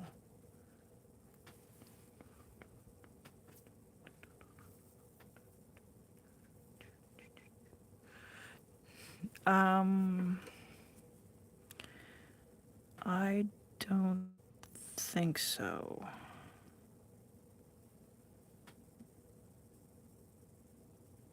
I know I was looking at something, and almost every time I post a video, because I am just such a beginner, so I am really trying to be in learning mode. Um, the thing I was working on the last couple of days, you guys haven't seen it yet, but trying to. I have reached the point where my channel's allowed to put those links on the end that say they give a suggested video. So I've figured out how to do that. As soon as I get enough content where I can link to a particular tutorial or something that I think people will want to see instead of just one of my rambly late night. Well, here we are, rambly late night.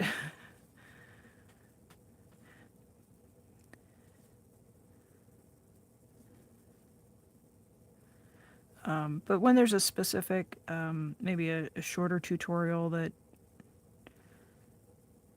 people seem to enjoy, then I will start to add that to the end of the videos, and I can go back in and edit the live streams to include that, I think. Yeah, I can do that.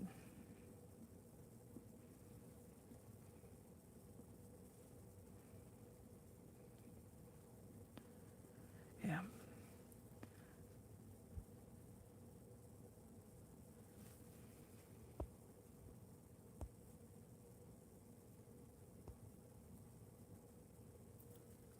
Liza Riego says it doesn't snow in her country.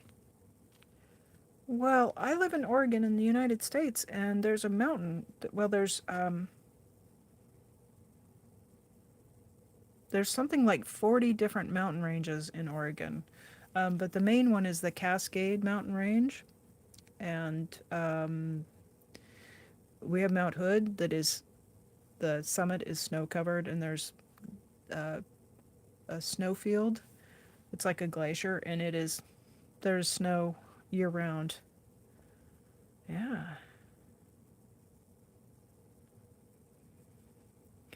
Yes, Maya. Are you saying wait what? We can do that to the end tags where you link it to yeah, here's another video for you to check out. Yes. And the instructions for that are on I'll send you an email with where to find that, but it's on the YouTube Studio page. If you go to the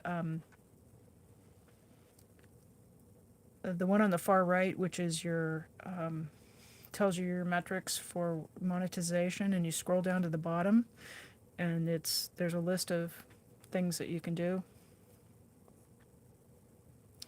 And yeah, Maya is in Norway, which is made of snow, completely made of snow. It's made of snow and nice people. Okay, Robert. All right. Yeah, Robert, will you do me a favor when the live stream is over? Will you make a comment on a community post wherever it's convenient for you to do that, and that will remind me, and I'll link back to your channel and have a look for that, and definitely we'll take a look at that. I appreciate that. Thank you.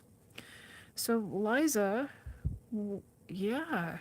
Now I'm curious. Don't tell us if you're not comfortable, but I would love to know what country you're in where it doesn't snow. Cuz my brain is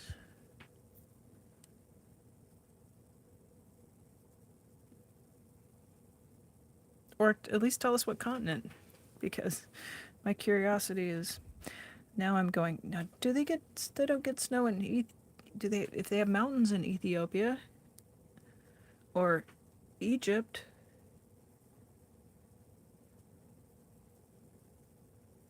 Or Morocco, but like it's sometimes like, don't we get snow everywhere? That's so wild to me. Alrighty, let's go back to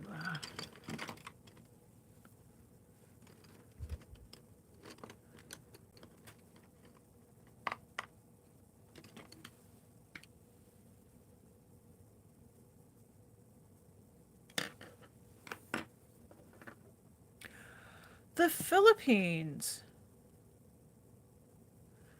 Oh.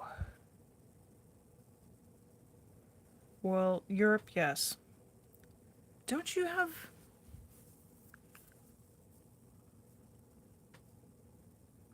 Wow, the Philippines. You don't get snow in the Philippines?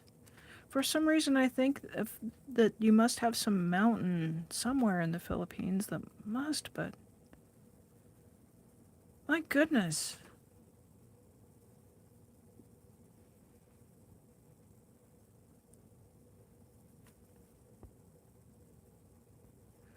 Wow.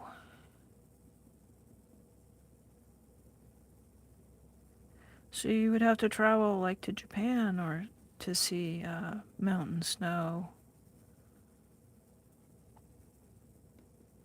Yeah, where I grew up, almost every winter there would be at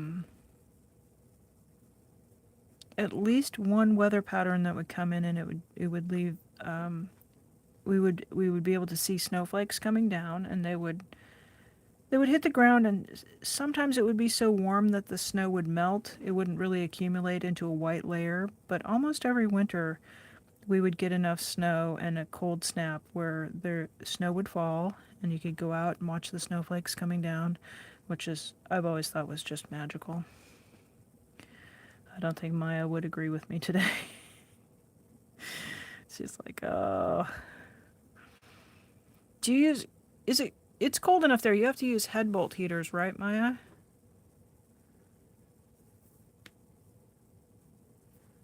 Famous volcanoes with no snowy mountains. Oh, well, I hope you get to travel, Liza, someday, and that you get a chance to go someplace and see snow, because it's pretty. It's like, that's like, I imagine people who live in the central United States who've never seen an ocean, and There's part of me that just, I feel like everybody should get a chance to see the ocean. But there are folks who go their entire lives and they never do.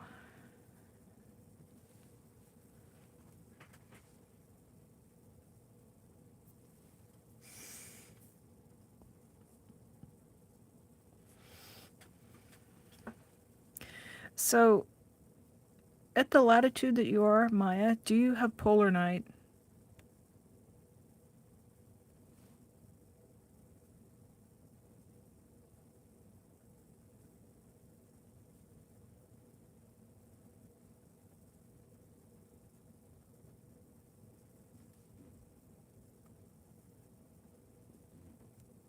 They in Fairbanks they have polar night. Where the sun doesn't come up over the horizon, where you have that period of time in the winter where it's just dark all the time. Like Svalbard has polar night.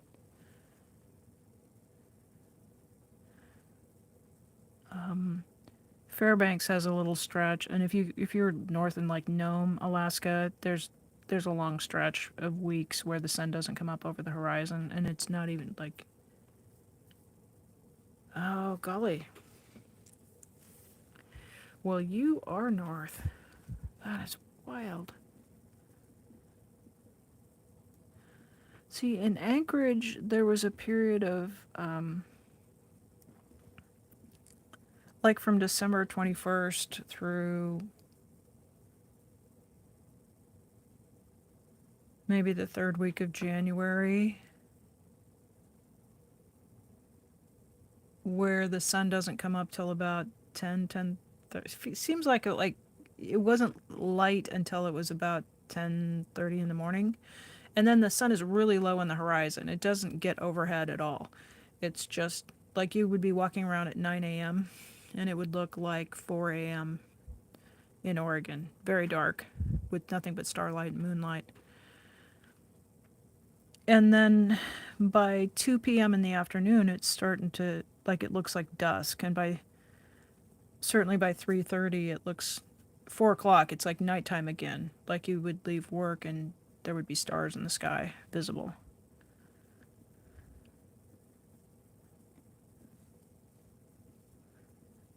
Which half the month, you've got half a moon up there and it's illuminating everything. So it's bright and there's street lights and people would leave their Christmas lights on their houses for, yeah, no one takes their Christmas decorations down the week after Christmas up in Anchorage. Everything stays up into like February, certainly well into January, just to try to add some sparkle to the darkness.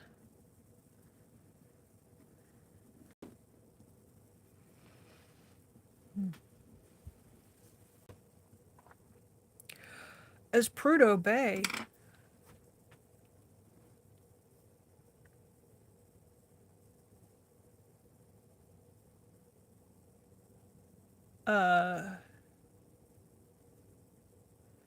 okay, I'm just sitting here with my mouth hanging open. I did not realize you were Prudhoe Bay latitude. Holy moly. Okay, like Anchorage to Fairbanks, and then I want to say like Fairbanks to Prudhoe Bay is almost twice that distance. So that is, Prudhoe Bay is like almost as north as, might be the northernmost part of the United States. It's definitely, yeah, it's on the north coast of the United States. Yeah, and they're working like in total darkness up in Prudhoe Bay, so that is wild. So Maya, were you born in Tromsø? I'm not sure if I'm pronouncing that. Is it more of an A sound? Tromsø? Randy Rabbit, hello. Hello. Good to see you again. How are tricks?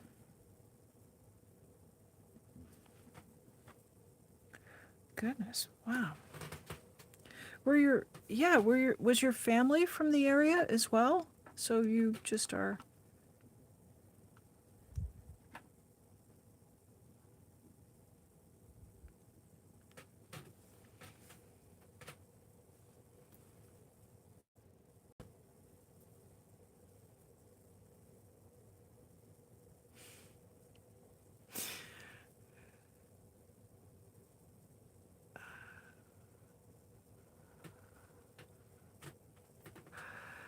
We were talking about snow, and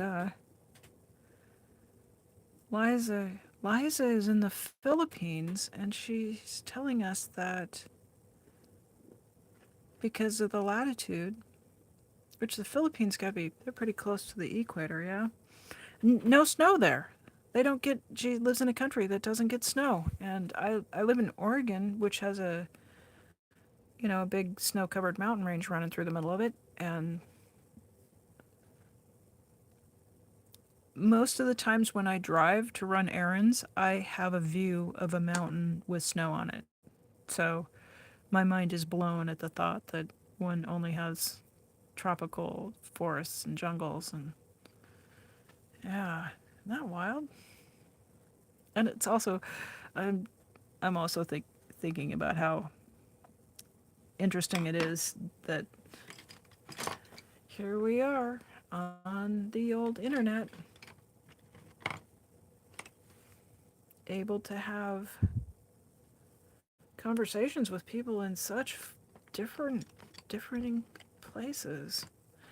Let's see, I need a seafoam green, and I don't have a colored pencil dye color, so.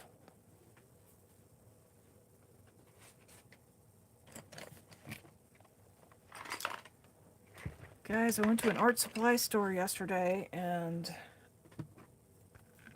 looking to buy open and couldn't find any. So I might have to take a little road trip out to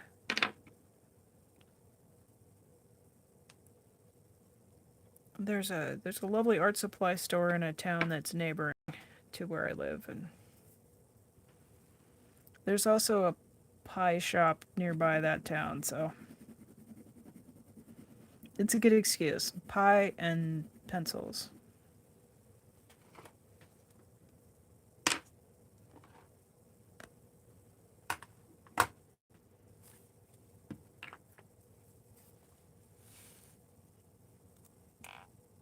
Oh, let's grab the other one here.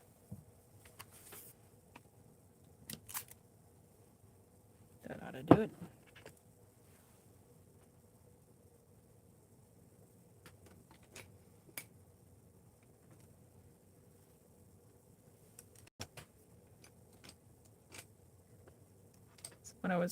When I was living in Anchorage, I got to go see the start of the Iditarod, which is a sled dog race that starts in Anchorage and it runs up to Nome. Um, it's a it's sort of a recreation or an honoring of a historic trip where they needed to have a vaccine taken um,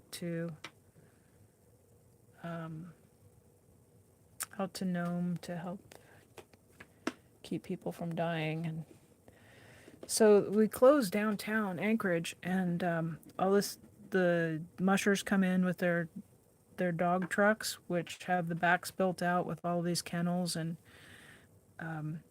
there's a couple of different. There's I'm sure there's many different types of mushing dogs, but some of them are they're built they're bred and they're trained to do long distance races like the Iditarod that's like a couple thousand miles, and then they also do these sprint races with leaner dogs, and oh my goodness, these dogs just they'll be in the trucks just barking their heads off, and they're so excited to get out and run. And so we kind of turned the downtown into a dog racing area, and Then they take off and run north out of town and head out to start the race. But the Anchorage start is it's a ceremonial start. A lot of media and people, and it's a lot of fun.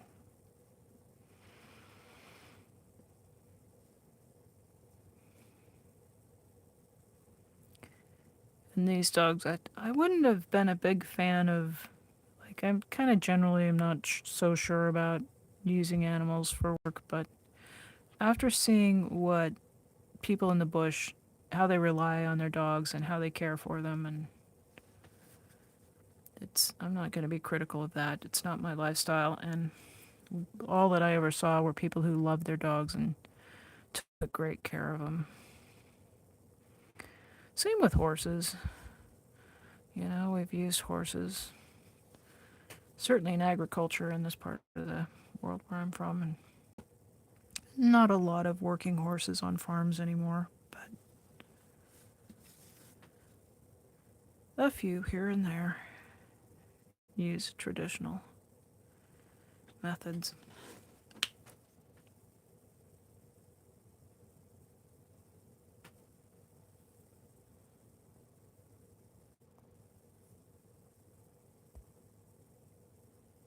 Oh, okay. These are made by Caran d'Ache, which is a Swiss company, and they're called Neo Color 2. And they're if I can get the camera to focus, a water-soluble wax pastel. And you can use them directly on the paper. They're kind of like fancy coloring crayons, and they run about $2 a piece. And they're smooth and waxy, like an old-fashioned,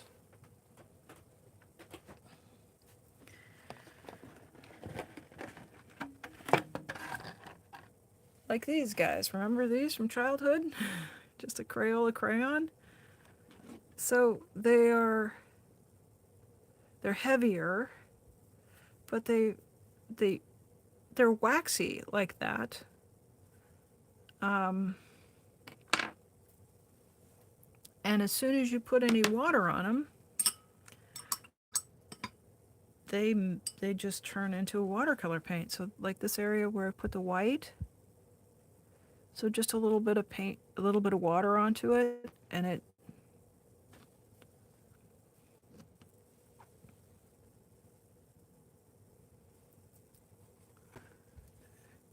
gonna work on this area right here, and then you can get a chance to see how it diffuses.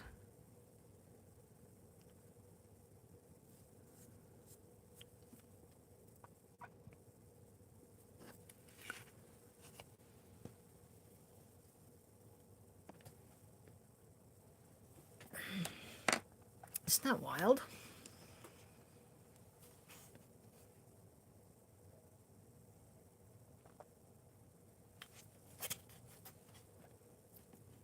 So this company,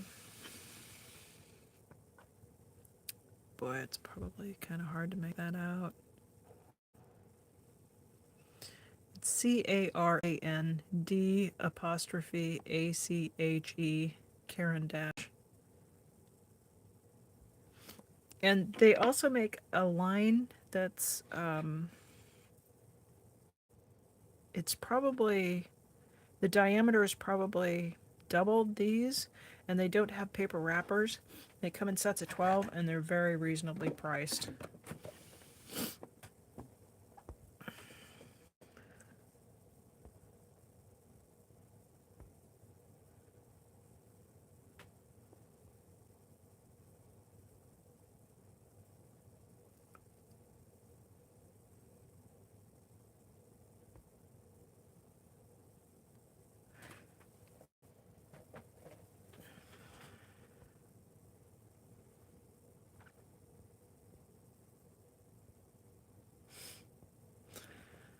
cattle dogs and terriers. Oh my goodness, you guys have busy working dogs.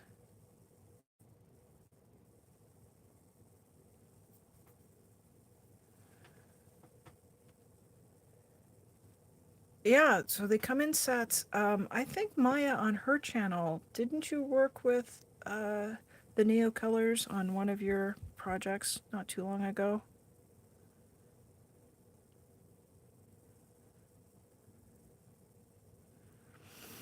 Um, I I'm sort of a bit of a magpie when it comes to art supplies. So I tend to find things and I wonder how they'll work, so I'll buy one or two and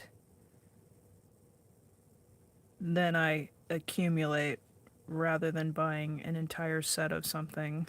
So I just had a look at uh, the Neo Color 2 sets, and I have almost all of the color in the sets. So out, I buy them open stock, and I've kind of managed to accumulate a pretty good assortment. There are some gaps in there's some gaps in what I have, and I'll notice it as I'm, hunting around for particularly like some neutrals I need to fill in with some grays and some browns, and we'll see. I just ordered art supplies from a company I purchased at their bricks and mortar store, but I've never ordered online. And if they deliver and the stuff comes packaged well and not all broken up, I'm gonna order some more of the Neo colors to fill in because. And I had them for years, and I just used them. I didn't realize that they were. I mean, I think I just hadn't experimented with them as a water media. I just used them with colored pencils, and thought that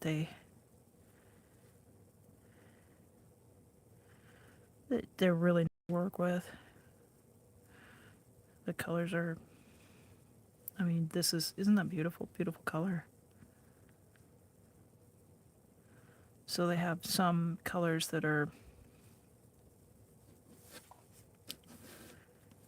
like there's lilac and aubergine, and so kind of fashionable colors or contemporary colors. But then they also have a great selection of colors like raw umber and ochre and Van Dyke brown and colors that I would consider to be traditional watercolor hues.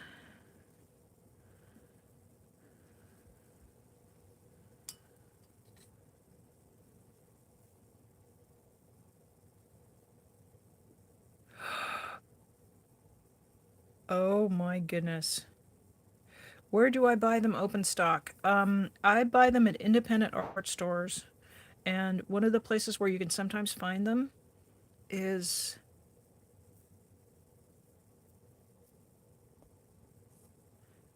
university bookstores.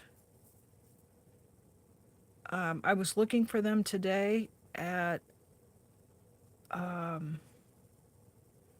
Robert. Thank you. I will check out. Robert says he's made a community channel with the YouTube tips. So, guys, Maya, if you're still here, if you wouldn't mind dropping Robert's channel again, because that's really it's rolled up, and I don't know if people can scroll up that far. Thank you for that. So, Dick Blick, if you're in the United States, Dick Blick Art Materials, they carry them open stock, and they were $2 a piece, which is a really, I think, last time I bought some at a little art supply store here in Oregon, and they were like $2.75 open stock. So $2 each is a pretty good price. And they're very mixable, so if you're careful with them, you can pick out a good, 6 or 12 of them, and you can, and they work if you've got watercolor paints, you can blend in media with them to get a wide range of colors. So you can get, like your ultramarine and your alizarin crimson and lemon yellow.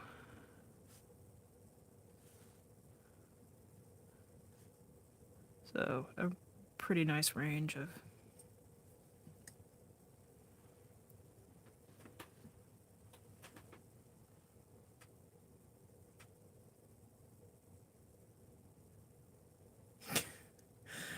Robert, my head just went.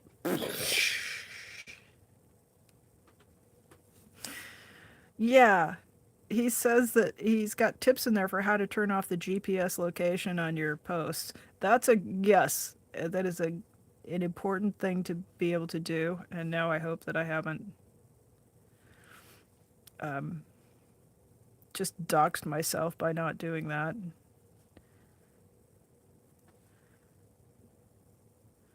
Which the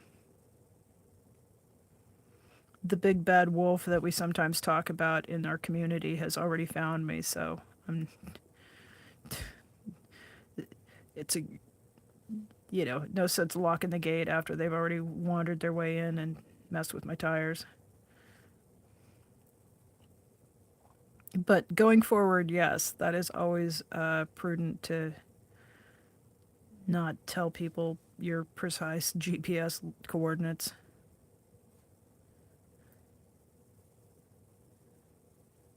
I didn't realize you could extract that information. I knew that YouTube could, but I didn't think that. I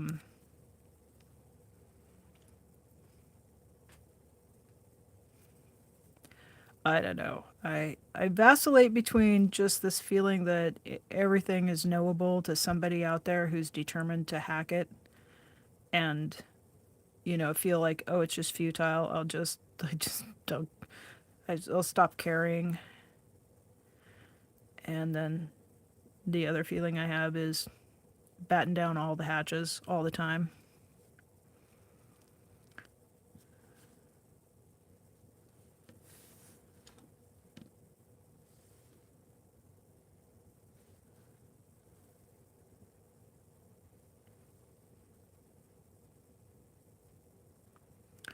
So I'm gonna give you guys a.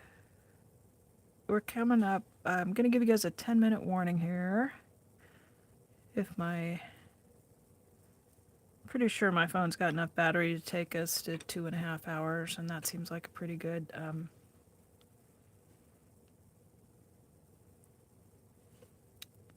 breaking point. I was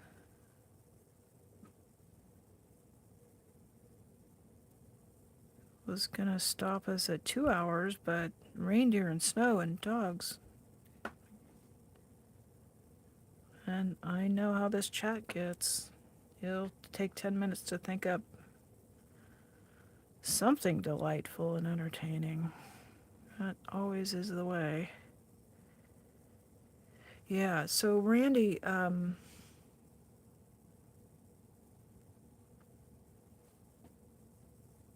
Robert, yes, okay. Yeah, thank you for that, Robert. Thank you. Yeah. Well, we have another 9 minutes, Randy. You don't have to rush off. Yeah. So, um,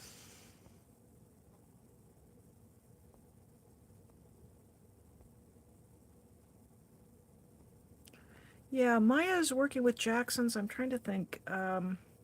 Certainly you can find them on Amazon, but often when I look at Amazon and then I go to the website, the prices of things don't.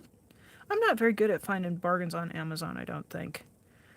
I end up like looking for a can of cleanser that costs $1 in the grocery store, and then I'll find it on Amazon and it's offered for sale at like $5 a can. And also, I'm the kind of shopper, I like to see things. So I'm not really good with getting packages and then going, well, that's not quite it, and sending it back. I'd rather wait until I can go in person and who knows how much longer we're actually going to be able to shop that way. I just wonder sometimes. To be ordering everything off Walmart.com or Amazon.com.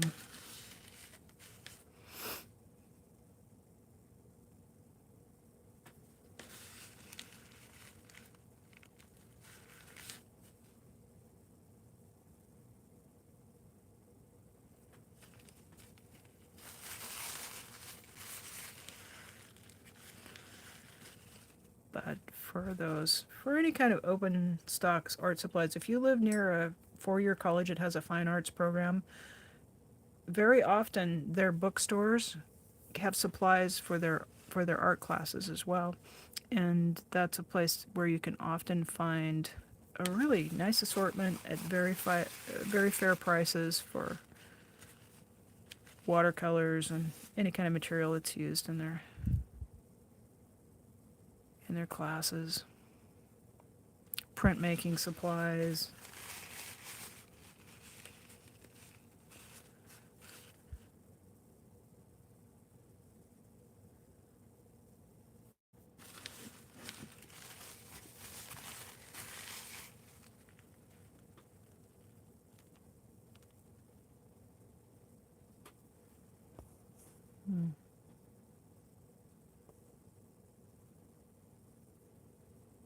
All right, Randy. Thanks for coming in.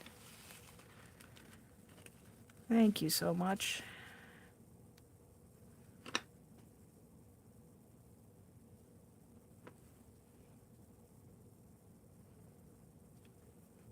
I might fuss with this a little bit later, but I am well pleased with it. What do you think, Robert?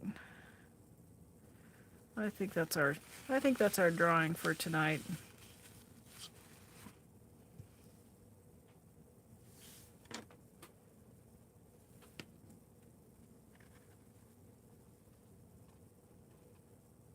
I think this one looks pretty good. We got some bigger rocks in there today. That's a sign I'm in a little bit of a better mood. I know when I'm worrying and fussing, I've noticed that there's all of the spaces are filled in, and all of the pebbles, like the rocks, are all broken up into smaller pebbles, and everything's all cluttered up. So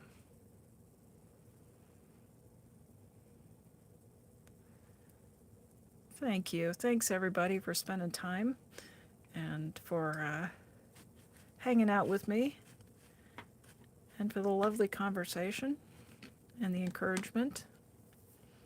Really appreciate you guys so much. And we got through there's just a few of the layers that we put on. We did a lot of work tonight. I think there's a few more off to the side.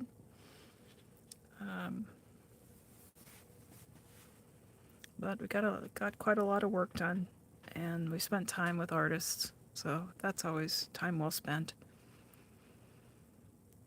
And I thank you for your kindness, and I wish you all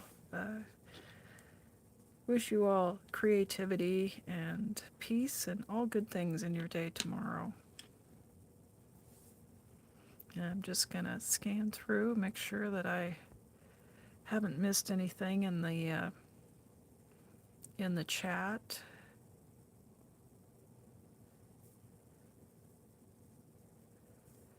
Oh, Maya's suggesting Jackson's from the UK as a source for art supplies. And Robert James says Amazon has a clearance area where you get some great deals. I'll have to check that out too.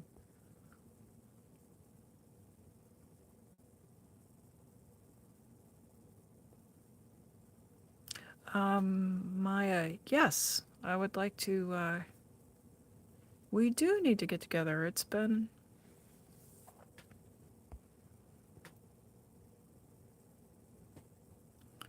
I would be happy to do that.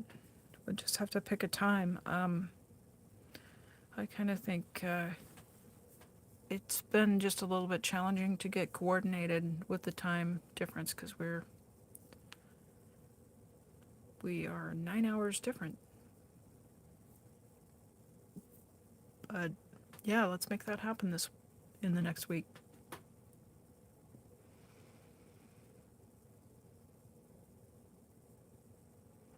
All right, guys. Thanks again. We're out.